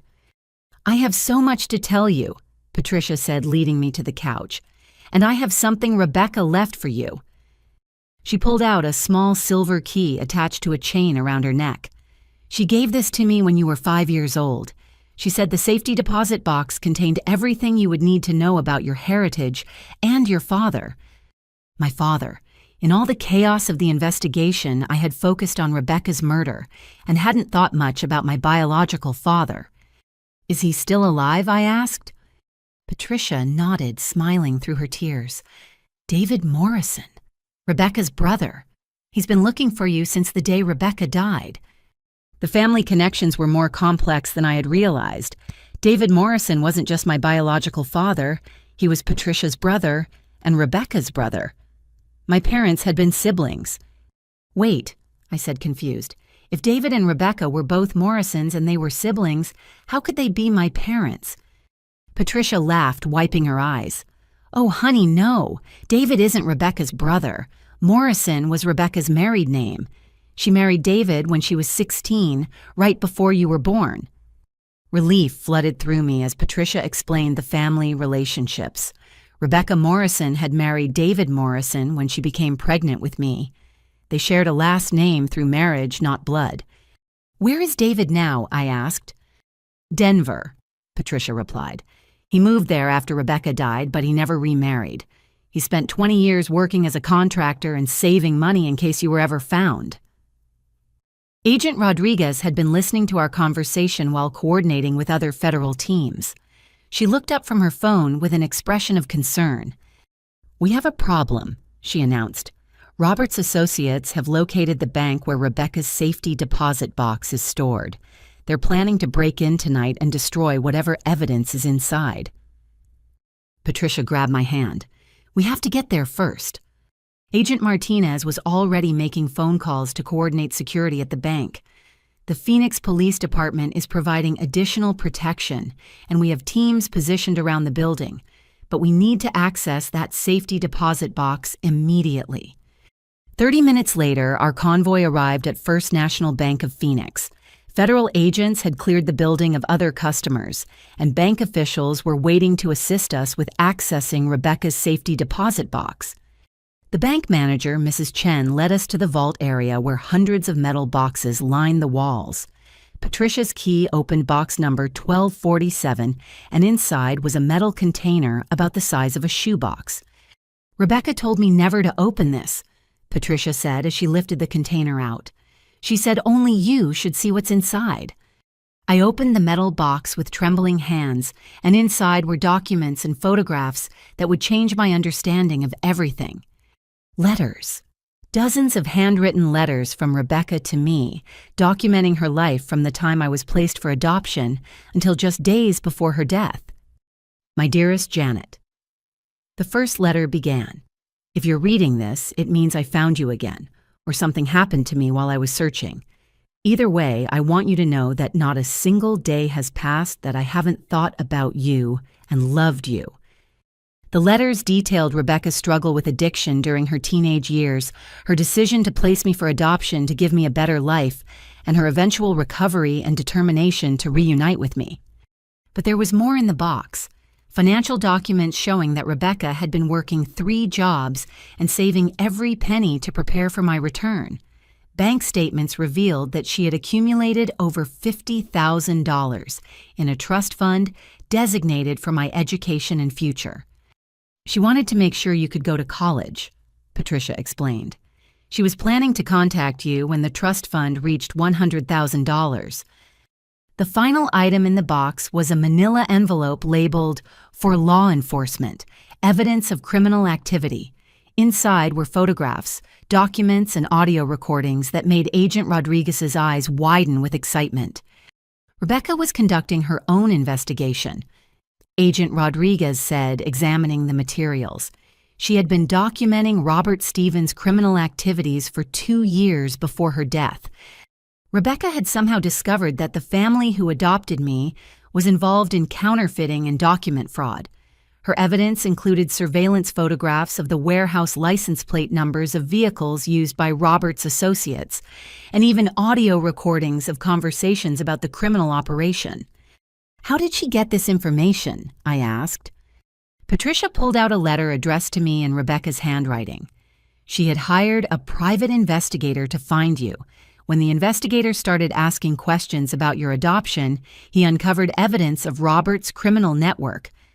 The letter explained that Rebecca had been preparing to contact law enforcement about the adoption fraud when she was killed. She had hidden the evidence in the safety deposit box as insurance, hoping that someday someone would find it and bring justice. "She knew she was in danger," Agent Rodriguez observed, reading through Rebecca's notes. "These documents show she was aware that her investigation had been discovered." Rebecca's final letter to me was dated just 3 days before her death. "My beautiful daughter, if something happens to me before I can bring you home, please know that I died fighting for you. The people who took you are dangerous criminals who have hurt many children. Don't let my death be meaningless. Use this evidence to stop them and save other children from the fate they planned for you. I love you more than words can express, and I believe someday we will be together again. Your mother, Rebecca." Reading those words, I felt a sense of purpose and determination that went beyond my own situation. Rebecca had died trying to protect me and expose the network that was exploiting children. Her evidence could help federal prosecutors build an even stronger case and ensure that Robert's entire operation was destroyed. "Agent Rodriguez," I said, holding Rebecca's letter. "This evidence proves that Robert knew his adoption of me was illegal and that he killed Rebecca to cover it up. This isn't just about counterfeiting anymore. This is about premeditated murder and child trafficking." She nodded grimly. "With this evidence, we can charge Robert with first-degree murder and seek the death penalty." As we prepared to leave the bank with Rebecca's evidence, Agent Martinez received an urgent phone call. His expression grew dark as he listened, and when he hung up, he turned to us with alarming news. "David Morrison is missing," he announced. "He was supposed to meet with Denver agents this morning, but he never showed up. His apartment shows signs of a struggle." The realization hit me like a physical blow. Robert's associates had found my biological father and taken him probably as leverage to force me to stop cooperating with federal agents. "They're using him as a bargaining chip," Agent Rodriguez said. "Robert knows we have enough evidence to convict him, so he's trying to negotiate by threatening the people you care about." Patricia grabbed my arm, her face pale with terror. "What if they kill him like they killed Rebecca?" Agent Martinez was already coordinating search efforts with Denver teams, but finding David would be extremely difficult if Robert's associates had moved him out of the state. "We're going to find him," Agent Rodriguez promised. "But first, we need to get you both to safety. Robert's network is more desperate and dangerous than we initially realized. As federal agents escorted us out of the bank, I clutched Rebecca's evidence and thought about the biological father I had never met. Somewhere David Morrison was being held by criminals who had already murdered his wife and stolen his daughter. But thanks to Rebecca's courage and foresight, we now had the evidence needed to destroy Robert's network completely. The question was whether we could find David before Robert's desperation led to another murder. The drive back to the safe house felt tense as Agent Rodriguez coordinated search efforts for David, while Patricia and I processed the emotional weight of Rebecca's evidence. The letters my biological mother had written revealed a woman of incredible strength who had transformed her life in hopes of reuniting with her daughter. Rebecca talked about David constantly, Patricia said as we sat in the secure living room. She blamed herself for what happened to your family. She thought if she had been stronger, if she hadn't struggled with addiction, none of this would have happened. I was reading through Rebecca's journal entries which documented her recovery process and her growing determination to expose the adoption fraud. Her handwriting grew more confident as the entries progressed, showing a woman who was reclaiming her power and fighting for justice. She was incredibly brave, I said, looking at surveillance photographs Rebecca had taken of Robert's warehouse. She was investigating dangerous criminals with no law enforcement training or protection. Agent Rodriguez received updates from Denver every 30 minutes, but the news about David remained grim. His apartment had been ransacked, and neighbors reported seeing unfamiliar vehicles in the area the day before his disappearance. "We're analyzing security camera footage from the surrounding area," she reported. But Robert's associates have had decades to perfect their kidnapping and transportation methods. Patricia pulled out her phone and showed me photographs she had taken over the years. Pictures of David at family gatherings, working on construction projects, and volunteering at local charities. "He never gave up hope that you were alive," she said. "Every year on your birthday, he would put money into a savings account and say it was for when you came home."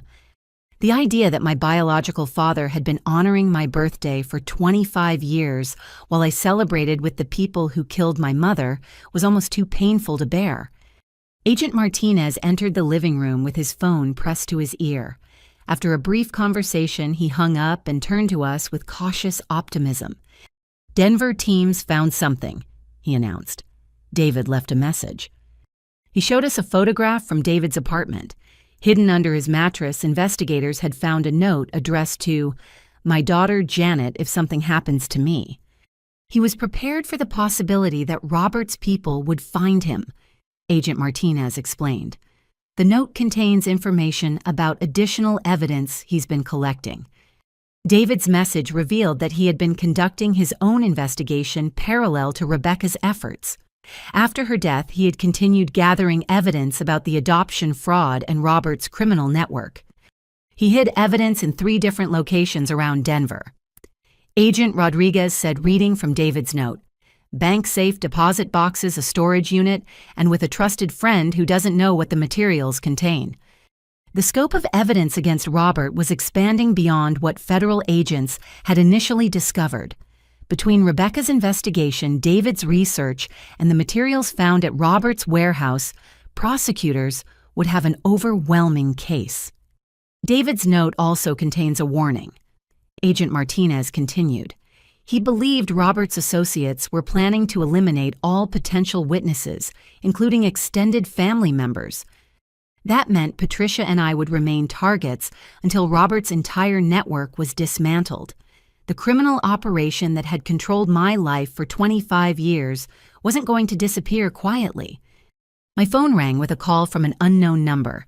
Agent Rodriguez motioned for me to answer while she activated recording equipment. "Janet." The voice was David's, but he sounded strained and frightened. "David, where are you? Are you okay?" "I'm alive, but I'm being held by some very dangerous people," he said quickly. "They want you to stop cooperating with federal agents and destroy any evidence you've found." Agent Rodriguez was frantically making hand signals while other agents traced the call. "They say if you don't comply within 24 hours, they'll kill me the same way they killed Rebecca," David continued. "Janet, I need you to know something important about your mother's death." "What about it?" I asked, my heart pounding. "She didn't die in a car accident," David said, his voice breaking. "She was murdered, and I have proof." Agent Rodriguez's eyes widened as David continued. "I was there that night," he whispered. "I followed Rebecca because I was worried about her meeting with the private investigator. I saw Detective Morrison force her car off the road." The confession was devastating. David had witnessed his wife's murder but had been powerless to stop it or seek justice through official channels because the killer was a police officer. "I've been gathering evidence for 20 years, David continued.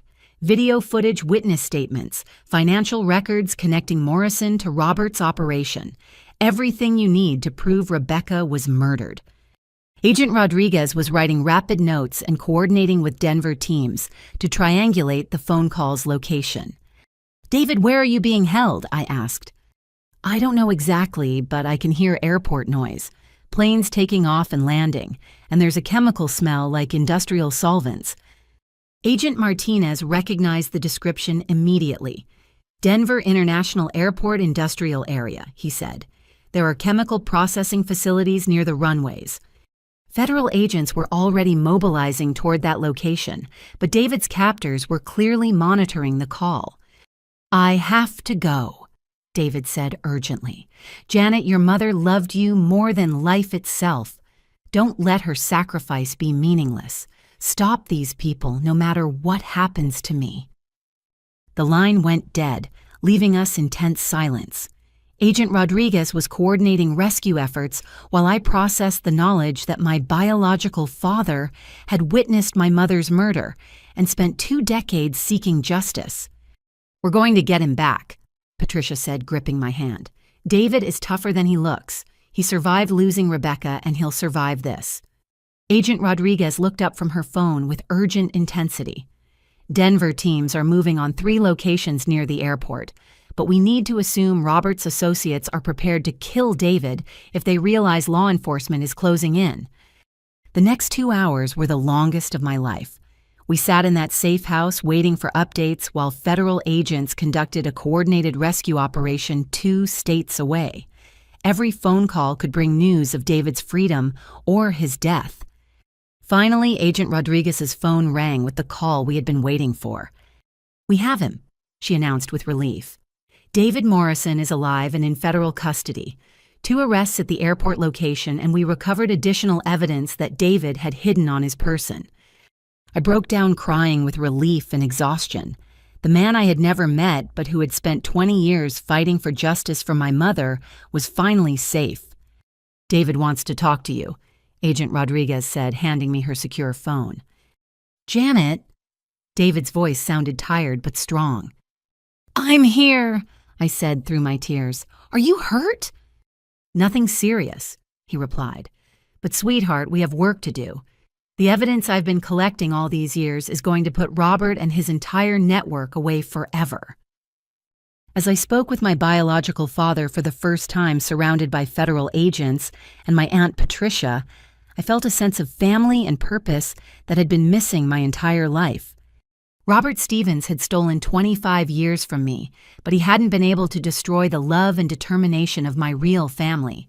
Rebecca, David, and Patricia had spent decades fighting to bring me home and seek justice for the crimes committed against our family.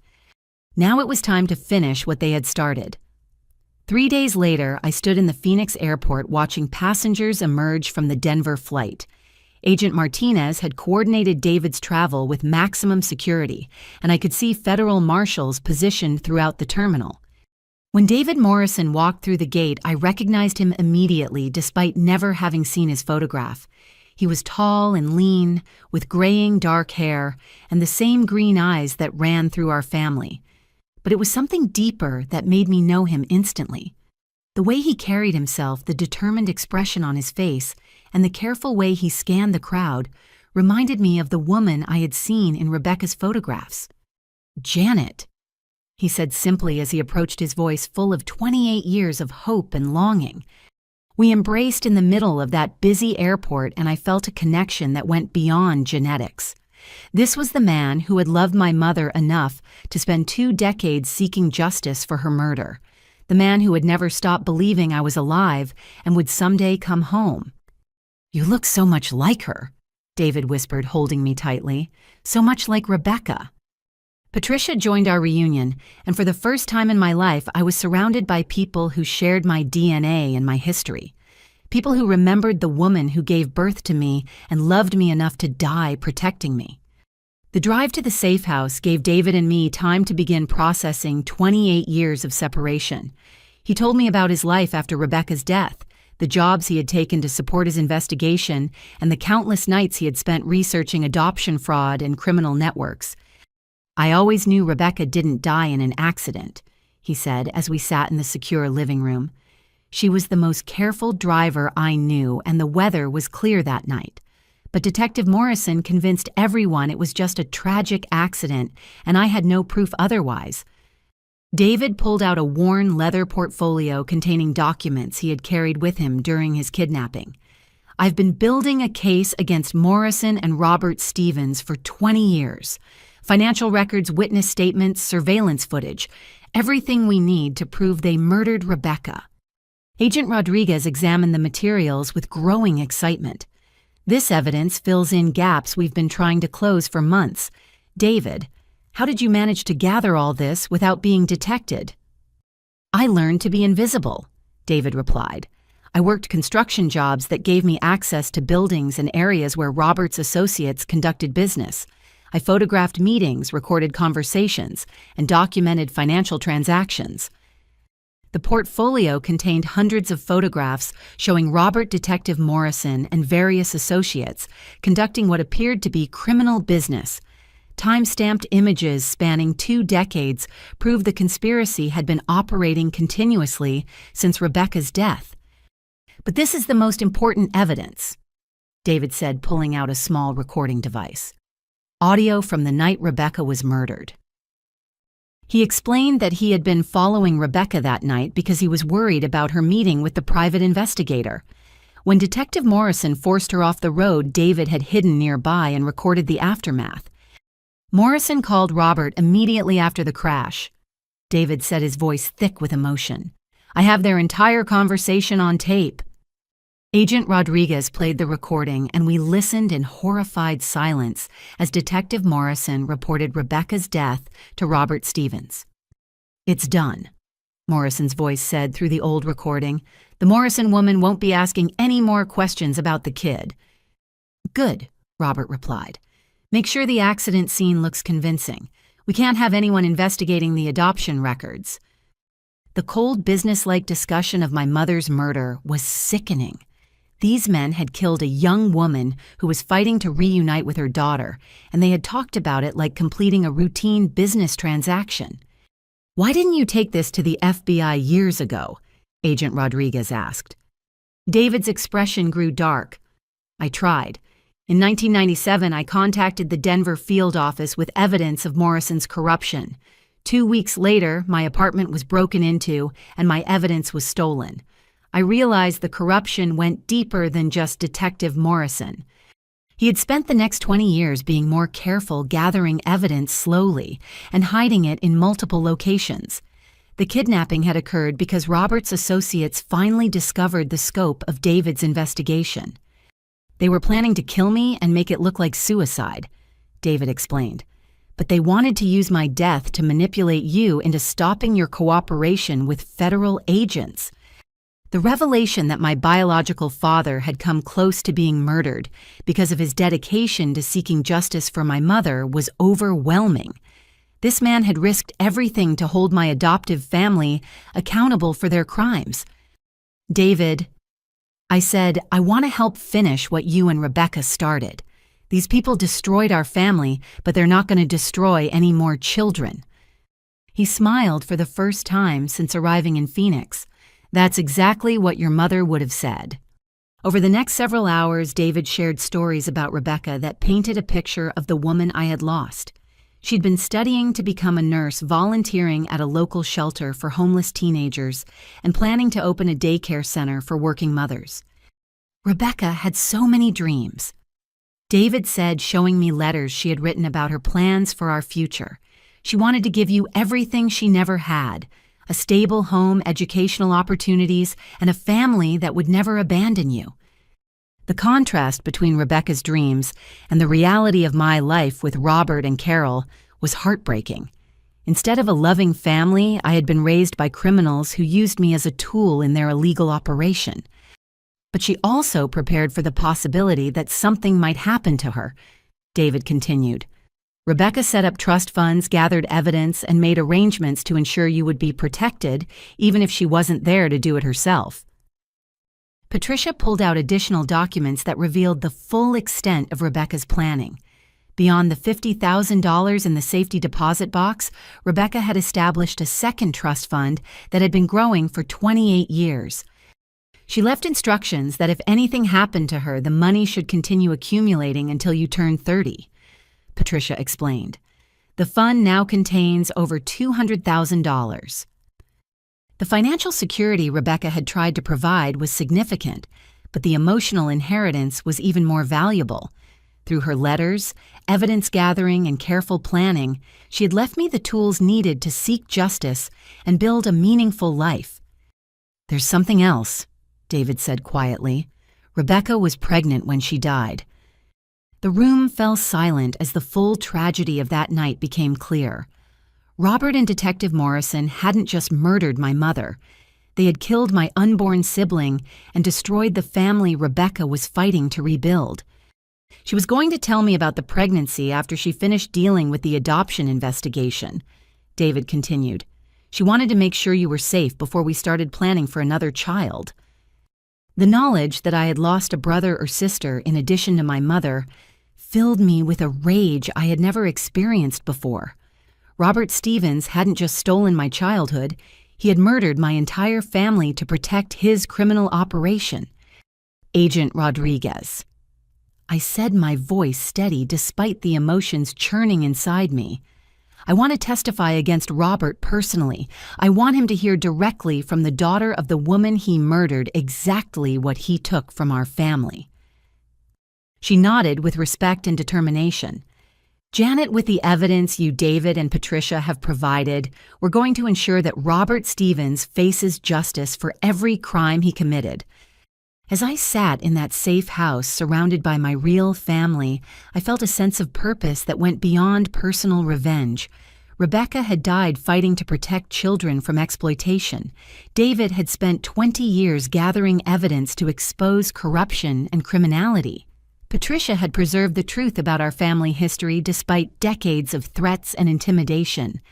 Now it was my turn to carry their fight forward and ensure that Robert's network was completely destroyed.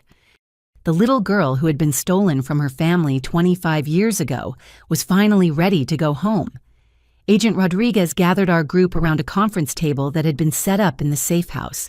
Maps, photographs, and organizational charts covered every surface as she outlined the most complex federal operation I had ever seen. Robert's network spans 14 states and includes over 300 active participants. She began. Tomorrow we're conducting simultaneous arrests in 47 locations to prevent anyone from escaping or destroying evidence. The scope of the operation was staggering.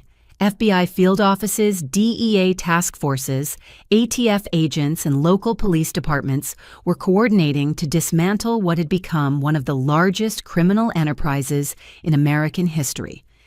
Janet, your role is critical to the operation's success, Agent Rodriguez continued.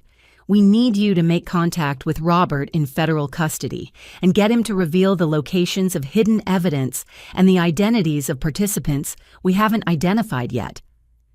The plan required me to visit Robert in jail and pretend that I was willing to cooperate with his demands. While wearing recording devices, I would encourage him to discuss details of the operation that federal agents could use to locate additional evidence. He's going to try to manipulate you, Agent Rodriguez warned. Robert is a master at psychological control, and he'll use every technique he's learned over 25 years to make you doubt yourself and feel guilty for cooperating with law enforcement. David leaned forward with concern. Is it safe for Janet to be alone with him? Robert is desperate now, and desperate criminals are unpredictable. She won't be alone, Agent Rodriguez assured him. We'll have agents monitoring the conversation, and Janet will be equipped with panic devices that will bring immediate assistance if needed. Patricia studied the operational timeline with anxiety. What if Robert realizes this is a setup? What if he warns his associates before you can arrest them? That's a risk we have to take, Agent Rodriguez replied.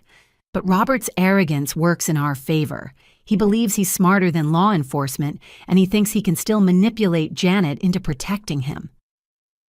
The psychological profile federal agents had developed showed Robert as a narcissistic criminal who genuinely believed he deserved credit for his intelligence and planning.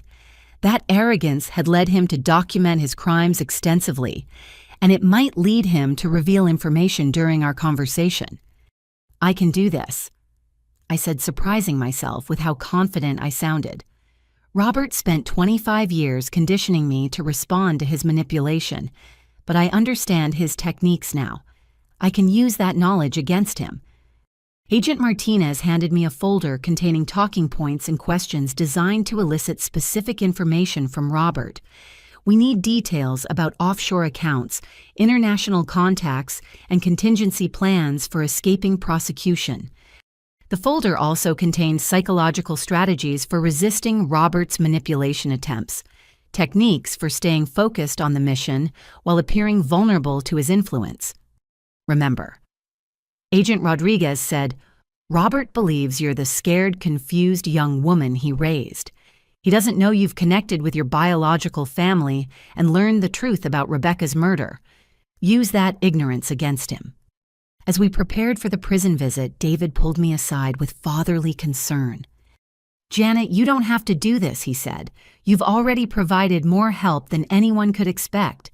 Federal agents can build their case without putting you at additional risk. David Robert killed my mother and stole my entire life, I replied. I need to look him in the eye and know that he understands exactly who defeated him. Patricia joined our conversation with her own perspective. Rebecca would be proud of your courage, but she would also want you to be safe. Don't take unnecessary risks to prove something to people who never deserved your love. Their concern was touching, but I felt a clarity of purpose that surprised me. For 28 years, I had been reacting to other people's choices and manipulation. This was the first time I had the opportunity to take control of my own story and actively seek justice.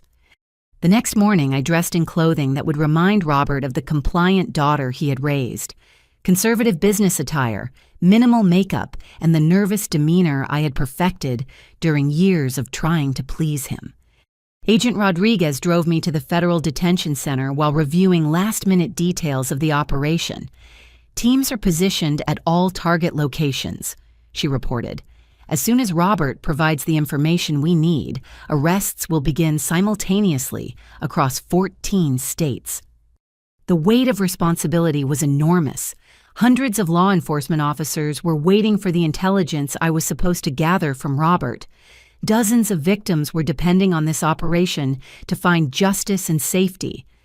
The Federal Detention Center was the imposing concrete building surrounded by razor wire and guard towers. Inside, I was processed through multiple security checkpoints before being escorted to a small conference room with cameras and recording equipment. Robert was brought in wearing an orange jumpsuit and handcuffs.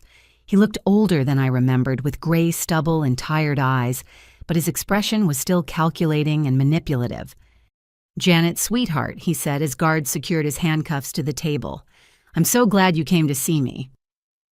Hi, Dad, I replied, using the word that felt like poison but was necessary for the operation. For the next 90 minutes, Robert attempted every manipulation technique he had used throughout my childhood. Guilt about abandoning the family that raised me. Fear about what would happen to me if his criminal network was completely exposed. False concern about my emotional well-being and financial security. You have to understand everything we did was to protect you, he said with practiced sincerity. The adoption, the business arrangements, even the situation with your biological mother. We were trying to give you opportunities you never would have had otherwise. I nodded and played the role of the confused, guilt-ridden daughter, while Robert revealed details about offshore accounts in the Cayman Islands, contact information for associates in Canada and Mexico, and contingency plans for relocating the operation to South America. "There's something you need to know about your biological father," Robert said, his voice taking on a more threatening tone. "David Morrison has been interfering with our family for 20 years.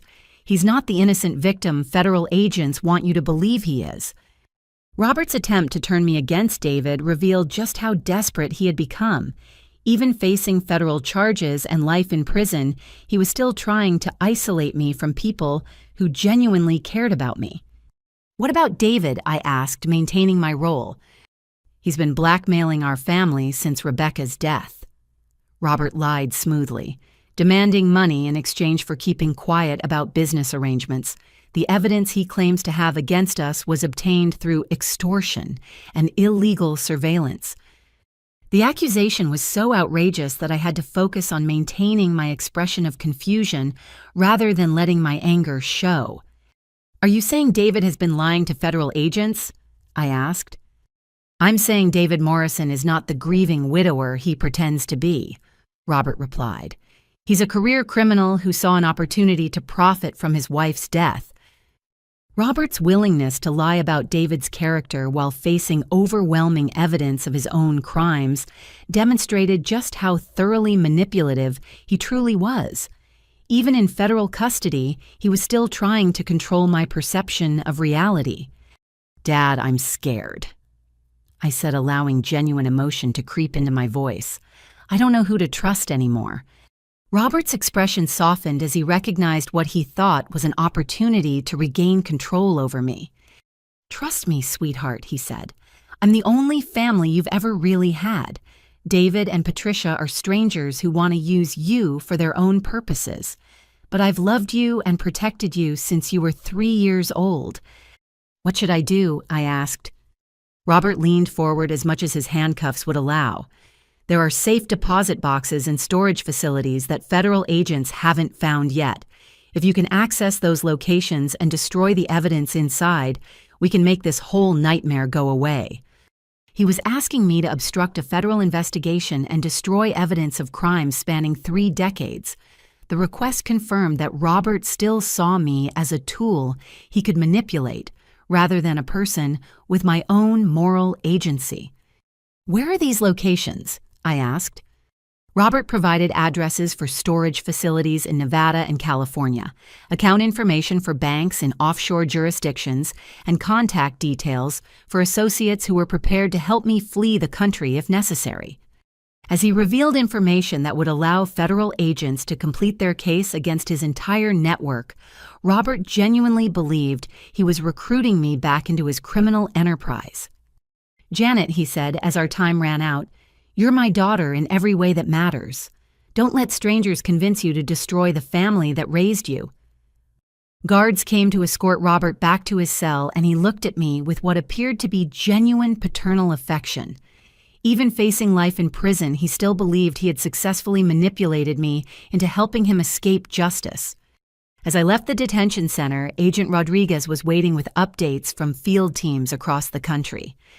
"We have everything we need," she said with satisfaction. "Operation Family Reunion begins now." 6 hours after my meeting with Robert, federal agents were simultaneously breaching 47 locations across 14 states. I sat in the Phoenix field office watching live feeds from operations in Los Angeles, Chicago, Denver, and Atlanta, while Agent Rodriguez coordinated the largest financial crime takedown in FBI history.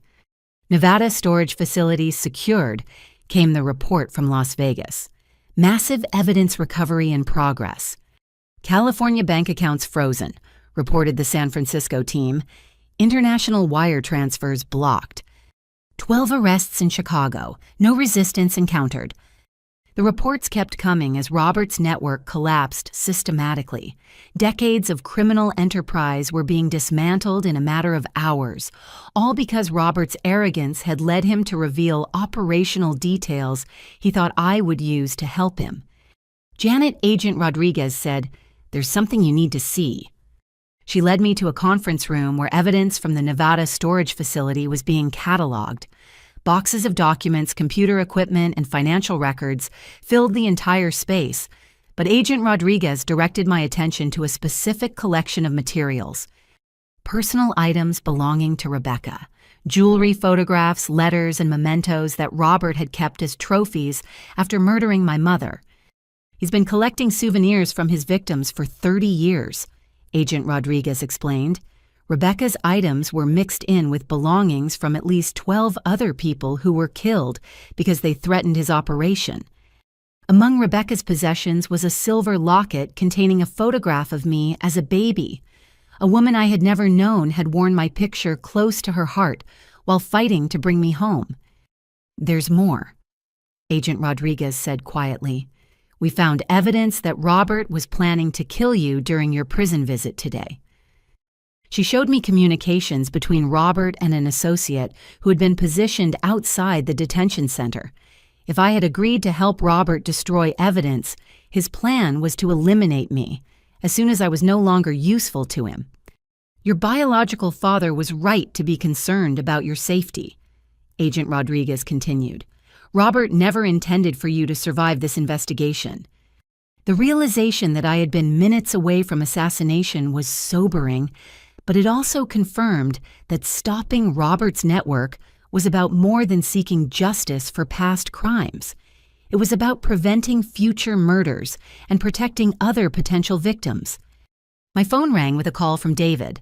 "Janet, are you safe? Patricia and I have been watching news reports about mass arrests." "I'm fine," I assured him. "It's over. Robert's entire network is being destroyed as we speak." "What about Madison?" David asked. "Has she been found?" Agent Rodriguez shook her head grimly. Madison remained the one major threat that hadn't been neutralized. She had escaped the initial arrests and was believed to be fleeing toward the Canadian border with significant cash reserves and false identification documents. "We have teams monitoring border crossings and airports," Agent Rodriguez said. But Madison had years to prepare escape routes and establish safe houses. The possibility that Madison might escape justice was frustrating, but the scope of the overall operation's success was undeniable. Over 200 arrests had been made, millions of dollars in assets had been frozen, and evidence had been recovered that would support prosecutions for decades to come. "Agent Rodriguez," I said, "I want to see the warehouse where Madison was recruiting children." She looked surprised by my request. "The facility is still an active crime scene. Why do you want to go there?" "Because I need to understand how many children were victimized by this operation," I replied, "and I want to see the place where it all happened with my own eyes." An hour later, we arrived at the industrial warehouse where Madison had been training teenage recruits for criminal activities. Federal agents had transformed the space into an evidence processing center, but I could still see the areas where children had been taught to forge documents and handle counterfeit currency. "We've identified 67 minors who were involved with the operation over the past 5 years," Agent Rodriguez said as we toured the facility. "Most of them are between 14 and 17 years old." Computer equipment in Madison's office contained detailed psychological profiles of each child, including information about family situations, emotional vulnerabilities, and criminal potential. Madison had been studying these teenagers like laboratory subjects, determining how to best exploit their desperation and need for belonging. "What happens to these kids now?" I asked. "Social Services is working with each family to provide counseling and support," Agent Rodriguez replied. "Many of these children were victims themselves, manipulated into criminal activity by adults they trusted." In Madison's private office, agents had discovered something that made my blood run cold: a detailed plan for expanding the operation by establishing recruitment centers in other cities, specifically targeting foster care systems and homeless youth programs. Madison was planning to franchise this operation, Agent Rodriguez explained. She was developing a systematic approach to child exploitation that could be implemented anywhere in the country. The scope of Madison's ambitions was staggering. She hadn't been content with the existing criminal enterprise. She had been planning to scale it nationally and create an industrial approach to victimizing children. Among Madison's planning documents was a psychological analysis of me detailing my personality motivations and potential usefulness to the expanded operation. Madison had been studying me for years, determining how to manipulate me more effectively and use my legitimate banking career to support larger criminal activities. She saw you as the key to legitimizing their operation, Agent Rodriguez observed. Your position at the bank and clean legal record made you valuable for activities that required someone with credible credentials. Reading Madison's cold clinical assessment of my psychology was deeply disturbing, but it also revealed something important about her mindset.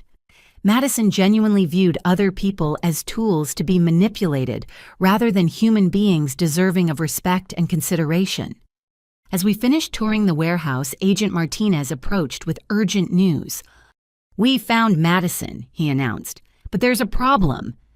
Madison had been located at a private airfield in Montana, attempting to board a small aircraft bound for Canada. But when federal agents moved to arrest her, she'd taken the pilot hostage and barricaded herself inside the aircraft. "She's demanding to speak with Janet," Agent Martinez continued. "She says she has information about other victims that she'll only reveal in exchange for safe passage out of the country." The standoff had been ongoing for 2 hours and negotiators were making little progress. Madison knew she was facing life in prison and was desperate enough to take extreme measures to avoid capture. "I want to talk to her," I said. Agent Rodriguez immediately objected. "Too dangerous. Madison is unstable and has nothing to lose. She might try to hurt you out of spite or attempt to take you hostage as well." "She's not going to hurt me," I replied. "Madison needs me to believe her manipulation attempts. If I'm in physical danger, she loses her psychological leverage."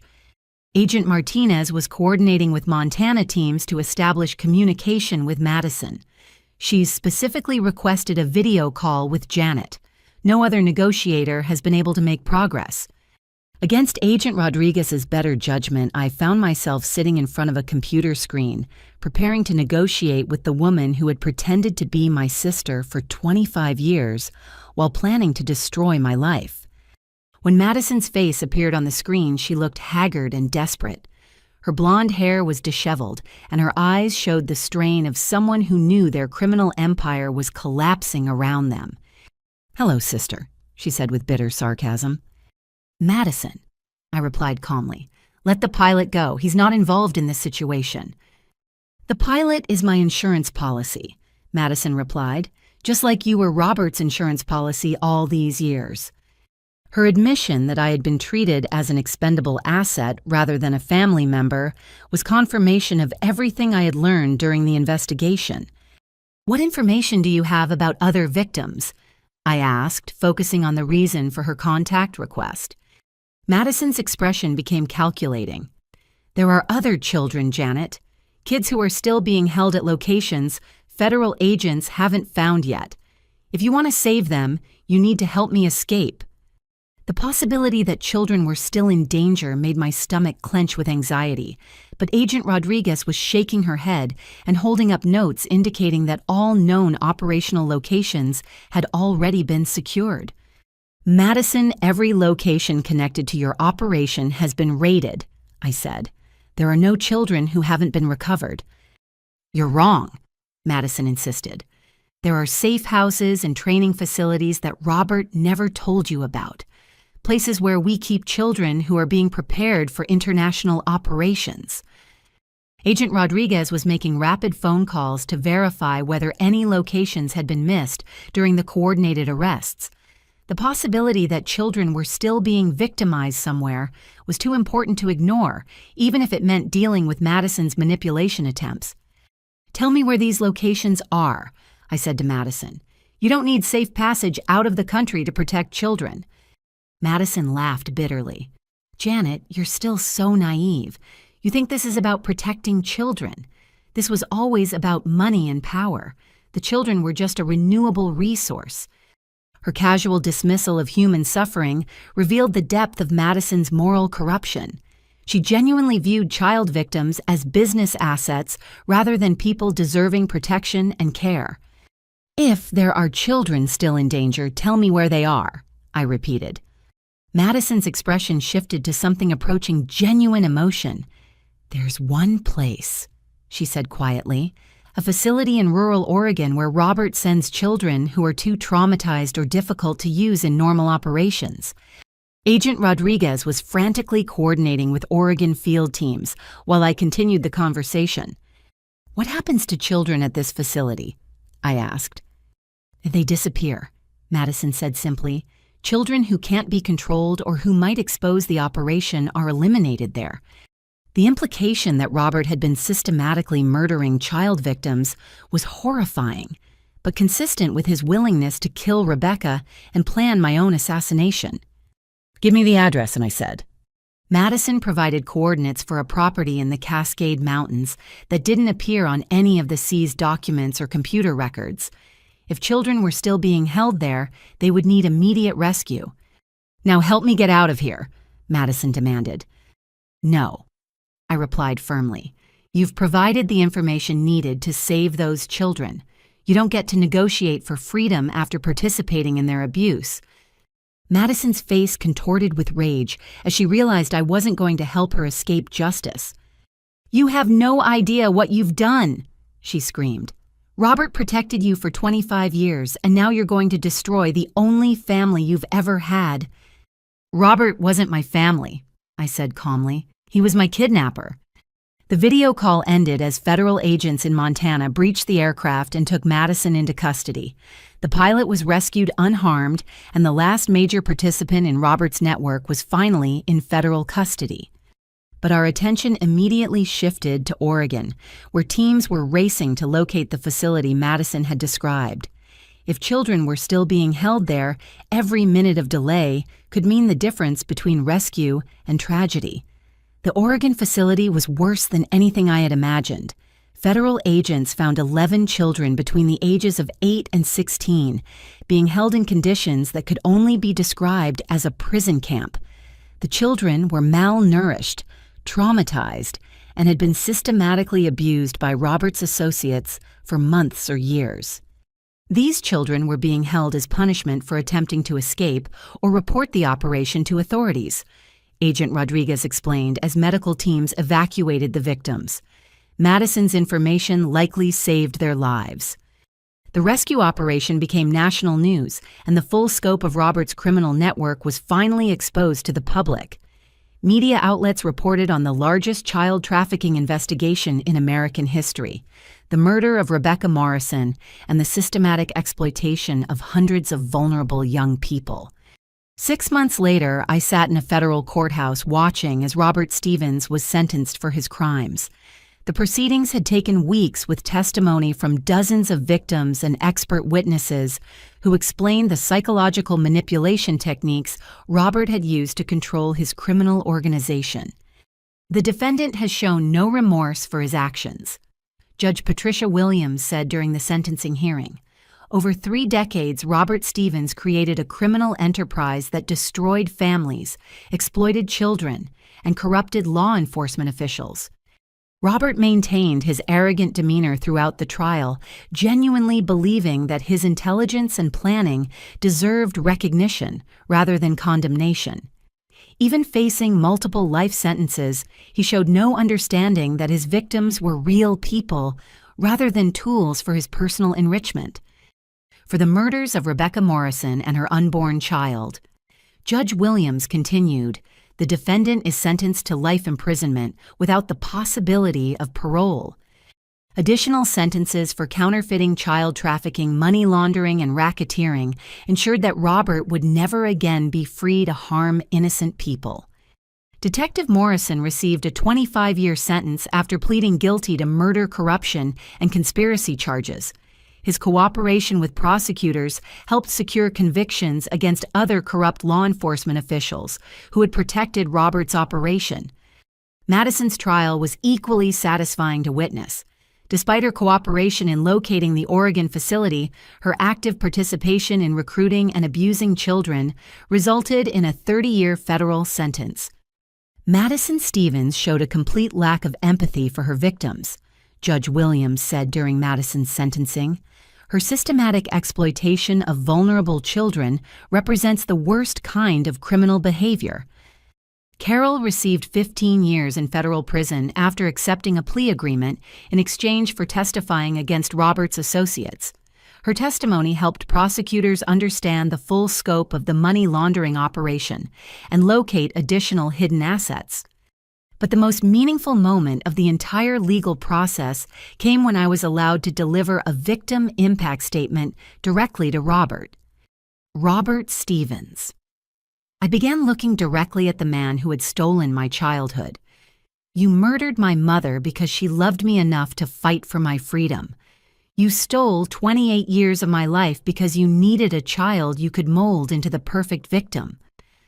Robert stared at me with the same calculating expression he had used throughout my childhood, as if he were still trying to determine how to manipulate me. You thought you understood me because you had controlled me since I was 3 years old. I continued, but you never understood that the love my real family had for me was stronger than your manipulation and abuse. I pulled out a photograph of Rebecca that I had found among her possessions in the Nevada storage facility. This is Rebecca Morrison, the woman you murdered, I said, holding up the picture. She was studying to become a nurse. She volunteered at homeless shelters. She was planning to open a daycare center for working mothers. She had dreams and plans and people who loved her. Robert's expression didn't change, but I could see other people in the courtroom were moved by my description of the woman whose life he had ended. Rebecca died fighting to protect me and expose your criminal operation, I concluded. Her death wasn't meaningless because it led to your capture and the rescue of hundreds of other victims.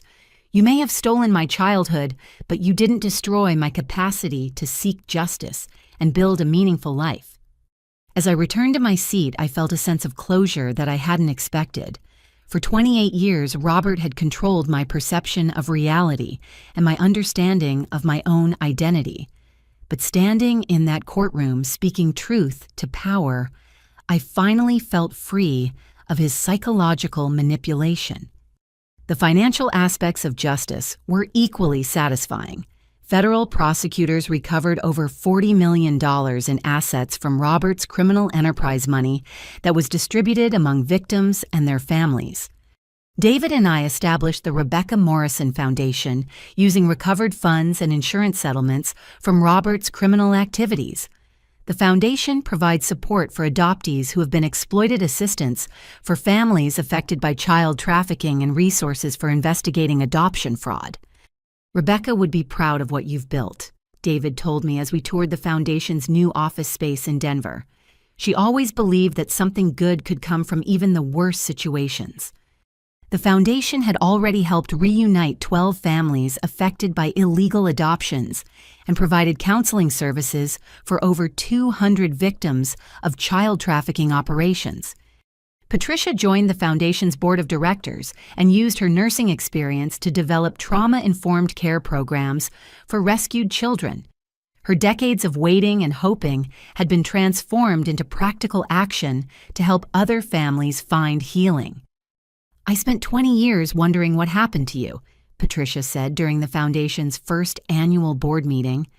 Now I get to spend the rest of my life helping other families avoid that kind of suffering. The legal resolution of Robert's case also provided answers about other mysterious deaths and disappearances connected to his network. Federal investigators linked the organization to 17 unsolved murders, spanning 3 decades, bringing closure to families who had never known what happened to their loved ones. But perhaps the most important aspect of justice was the protection it provided for future victims. Robert's conviction and the dismantling of his network eliminated a criminal enterprise that had been growing and expanding for over 30 years. Without your cooperation, Agent Rodriguez told me during a celebration dinner 6 months after the sentencing, Robert's operation would have continued indefinitely. Your courage to seek truth and justice saved dozens of children who were being recruited for exploitation. The investigation had also led to legislative changes that strengthened oversight of private adoptions and made it more difficult for criminals to exploit vulnerable children through fraudulent placements. As I reflected on the long journey from that anniversary dinner at Romano's to the federal courthouse where justice was finally served, I realized that my story wasn't really about victimization or revenge. It was about the power of love to survive even the most sophisticated manipulation and abuse. Rebecca's love had motivated her to fight for my freedom even when it cost her life. David's love had sustained 20 years of investigation and evidence gathering. Patricia's love had preserved our family history and prepared for my eventual return. That love had ultimately proven stronger than Robert's criminal enterprise, more enduring than his psychological manipulation, and more powerful than his threats and violence. Justice wasn't just about punishment for the guilty. It was about affirming that every child deserves protection, every family deserves truth, and every victim deserves the opportunity to reclaim their life and identity. Robert Stevens had thought he could control the narrative of my life indefinitely, but he had underestimated the power of authentic human connection and the determination of people who refuse to accept injustice. 2 years after Robert's sentencing, I stood in the backyard of my new home in Denver watching David and Patricia plant a memorial garden for Rebecca. The house was just 10 minutes from where my biological parents had lived before I was taken from them, bringing our family story full circle. Rebecca always loved gardening, David said as he positioned a rose bush near a stone bench we had installed in her memory. She said watching things grow gave her hope for the future. Patricia arranged white lilies around the memorial stone we had engraved with Rebecca's name and the words, "Beloved mother, sister, and fighter for justice." The garden would bloom every spring, ensuring that Rebecca's memory remained vibrant and alive. The house itself was everything Rebecca had dreamed of providing for me: a safe neighborhood with good schools, space for a family to grow, and a sense of permanence that I had never experienced during my childhood with Robert and Carol. "Janet, Patricia," called from the garden. "David and I have something for you." They led me to a small greenhouse David had built behind the house, where dozens of seedlings were growing in carefully labeled containers. Vegetables, herbs, and flowers that would eventually fill the memorial garden and provide fresh produce for our family meals. Rebecca left detailed plans for a garden she wanted to plant with you someday. David explained, showing me pages from Rebecca's journal that described her dreams for our future home. She researched native plants, seasonal growing cycles, and sustainable farming techniques. Even in death, Rebecca was still teaching me and providing for my future. Her plans for the garden included educational elements that would help children learn about nature responsibility and the satisfaction of nurturing living things. "The greenhouse will be the Rebecca Morrison Learning Center," Patricia announced. "Children from the Foundation's programs will come here to participate in horticultural therapy and learn job skills they can use in legitimate careers." The integration of Rebecca's memory with practical assistance for vulnerable children felt perfectly consistent with the woman I had come to know through her letters and journals. She would have wanted her death to inspire programs that protected other children from exploitation. My phone buzzed with a text from Agent Rodriguez. "Conviction upheld on appeal. Robert's life sentence is final." Robert's legal team had spent 2 years challenging his conviction, but federal appeals courts had consistently affirmed the original verdict. At 62 years old, Robert would spend the remainder of his life in federal prison, never again able to harm children or manipulate vulnerable families. "Good news?" David asked, noticing my expression. "The best news," I replied, showing him the message from Agent Rodriguez. "Robert's appeals are exhausted. Justice is truly final now." Patricia hugged me with tears in her eyes. "Rebecca can finally rest in peace. knowing her killer will never hurt another family. The legal finality was important, but the emotional healing had been a longer and more complex process. Through extensive therapy and the support of my biological family, I had learned to distinguish between authentic emotions and the conditioned responses Robert had programmed into me during my childhood. Building a healthy relationship with anger has been the most difficult part, I told my therapist during our weekly session. For 28 years, I was taught that anger was dangerous and disloyal. Learning to feel and express anger appropriately has taken time. Dr. Sarah Mitchell nodded with understanding. Children who experience psychological manipulation often struggle with trusting their own emotions as adults. Your anger at Robert and Carol is completely justified and healthy. The therapy process had also helped me understand that my identity wasn't defined by the trauma I had experienced or the crimes committed against me. I was Rebecca Morrison's daughter, raised by David Morrison and Patricia Morrison, with my own dreams, abilities, and potential for creating positive change in the world. The Rebecca Morrison Foundation had become my full-time career, allowing me to transform personal pain into meaningful action. We had helped reunite 43 families affected by adoption fraud, provided counseling for over 800 victims of child trafficking, and successfully lobbied for legislative reforms that strengthened protections for vulnerable children.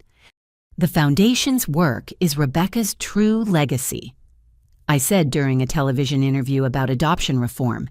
She died fighting to protect children from exploitation, and we're carrying that fight forward in her memory. The interview was part of a documentary about Robert's criminal network that had aired on national television, educating the public about the sophisticated techniques criminals use to exploit adoption systems and manipulate vulnerable families. Your story gives hope to other victims, the interviewer observed. What advice would you give to someone who discovers their family isn't what they believed it to be? Trust your instincts, I replied. If something feels wrong, investigate those feelings rather than dismissing them. And remember that healing is possible even when the truth is more painful than you imagined. The documentary had generated hundreds of emails from viewers who suspected they might be victims of adoption fraud or family manipulation. The Foundation's intake coordinators were working with law enforcement agencies across the country to investigate potential cases and provide support for affected families. But perhaps the most meaningful validation of our work came from the children who had been rescued from Robert's operation. 11 young people who had been imprisoned at the Oregon facility were now thriving in foster care, therapeutic residential programs, or reunification with their biological families. Ms. Janet, 16-year-old Marcus Williams, said during a Foundation event, "Thank you for not giving up when things got scary. If you hadn't been brave enough to fight back, we'd still be trapped." Marcus had been held at the Oregon facility for 8 months before federal agents rescued him. He was now living with relatives in California and planned to study criminal justice in college so he could help other victims of child trafficking. "You don't need to thank me," I replied. "Your survival and recovery is the greatest gift you could give to everyone who fought to bring you home." Stories like Marcus's reminded me that seeking justice hadn't just been about personal healing. It had been about protecting other children and ensuring that Robert's criminal enterprise couldn't continue destroying young lives. David and Patricia had both found renewed purpose through the Foundation's work. David used his construction skills to build therapeutic facilities and safe houses for rescued children, while Patricia developed medical protocols for treating trauma survivors. "Working with these kids helps me understand what Rebecca went through," Patricia told me as we reviewed applications for Foundation scholarships. "She must have felt so alone and desperate when she was fighting to find you." The scholarship program provided educational funding for young adults who had survived trafficking or exploitation, helping them build legitimate careers and independent lives. Rebecca's trust fund, combined with assets recovered from Robert's criminal enterprise, had grown large enough to support dozens of students each year. "Rebecca would be amazed by what you've accomplished," David said as we toured the Foundation's new residential facility for trafficking survivors. She dreamed of protecting children, but she could never have imagined the scope of what you've built in her memory. The residential facility housed 12 young people who were recovering from severe trauma while completing their education and learning job skills. The program had a 93% success rate for transitioning survivors into independent, productive lives. As I walked through the facility's common areas, seeing young people who had survived the worst kinds of abuse now laughing, studying, and planning for their futures, I felt a profound sense of purpose that Robert's manipulation had never provided. Janet called 18-year-old Sarah Chen as I passed the study hall. "Can you help me with my college application essay?" Sarah had been rescued from a trafficking operation similar to Robert's and was applying to nursing school. Her essay described how her traumatic experiences had motivated her to pursue a career helping other survivors. "What do you want to say about your experiences?" I asked as we sat down to work on her essay. "I want people to understand that we're not broken," Sarah replied. "We're strong because we survived things that would destroy most people. That strength can be used to help others if we get the right support." Her perspective perfectly captured the philosophy that guided the Foundation's work. Survivors weren't victims to be pitied, but resilient individuals with valuable perspectives and abilities that could benefit society. As evening fell and I prepared to leave the residential facility, I received a call from Agent Rodriguez with unexpected news. "Janet, we found something in Robert's prison cell that you need to see," she said. "He's been writing letters that reveal additional information about his criminal network." Robert had been using his time in prison to document crimes and victims that federal investigators had never discovered. Whether motivated by guilt, boredom, or continued narcissism, his writings were providing closure for families who had lost children to his operation decades ago. "He's written detailed accounts of 17 murders we couldn't prove during the trial," Agent Rodriguez continued. "His confessions are allowing us to notify families and provide proper burials for victims."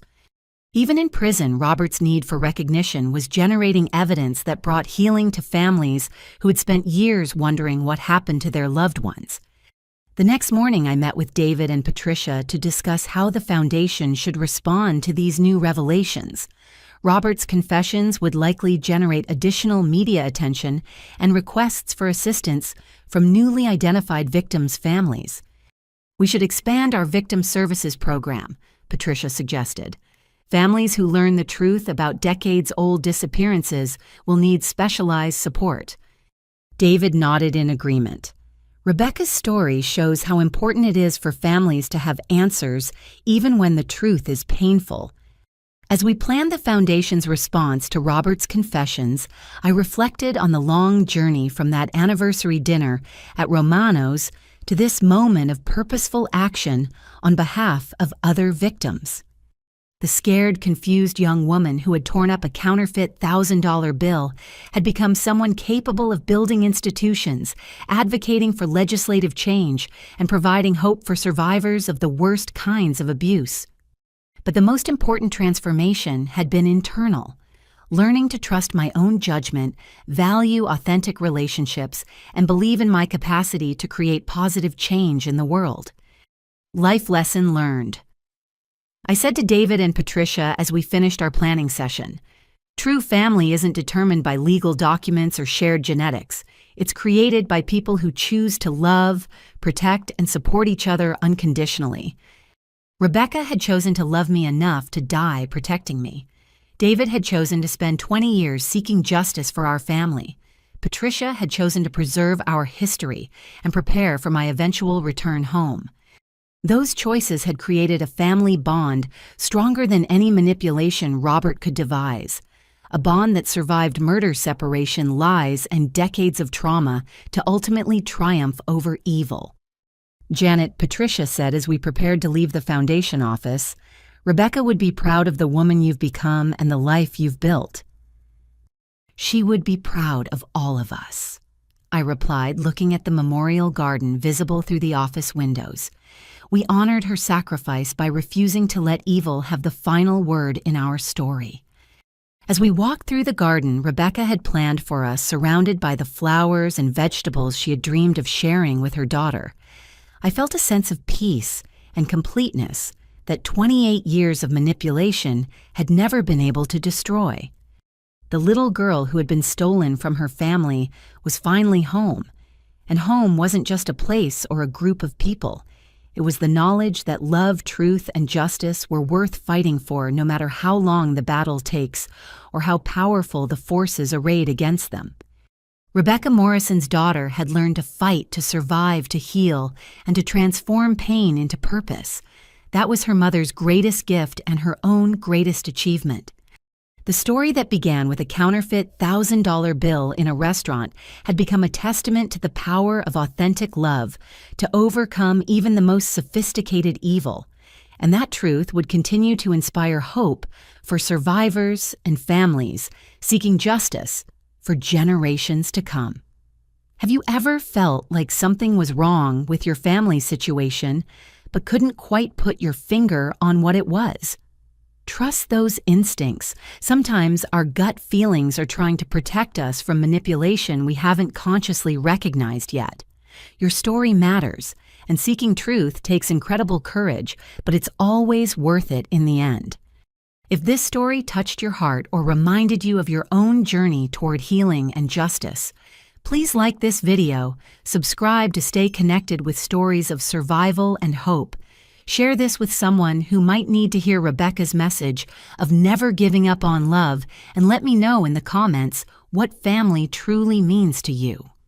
Thank you for listening to this story and for being part of a community that believes every child deserves protection and every family deserves truth. May you find the courage to seek your own authentic path, and may love always prove stronger than fear in your life. Until next time, remember that you are worthy of genuine love and that your truth matters more than anyone's comfortable lies.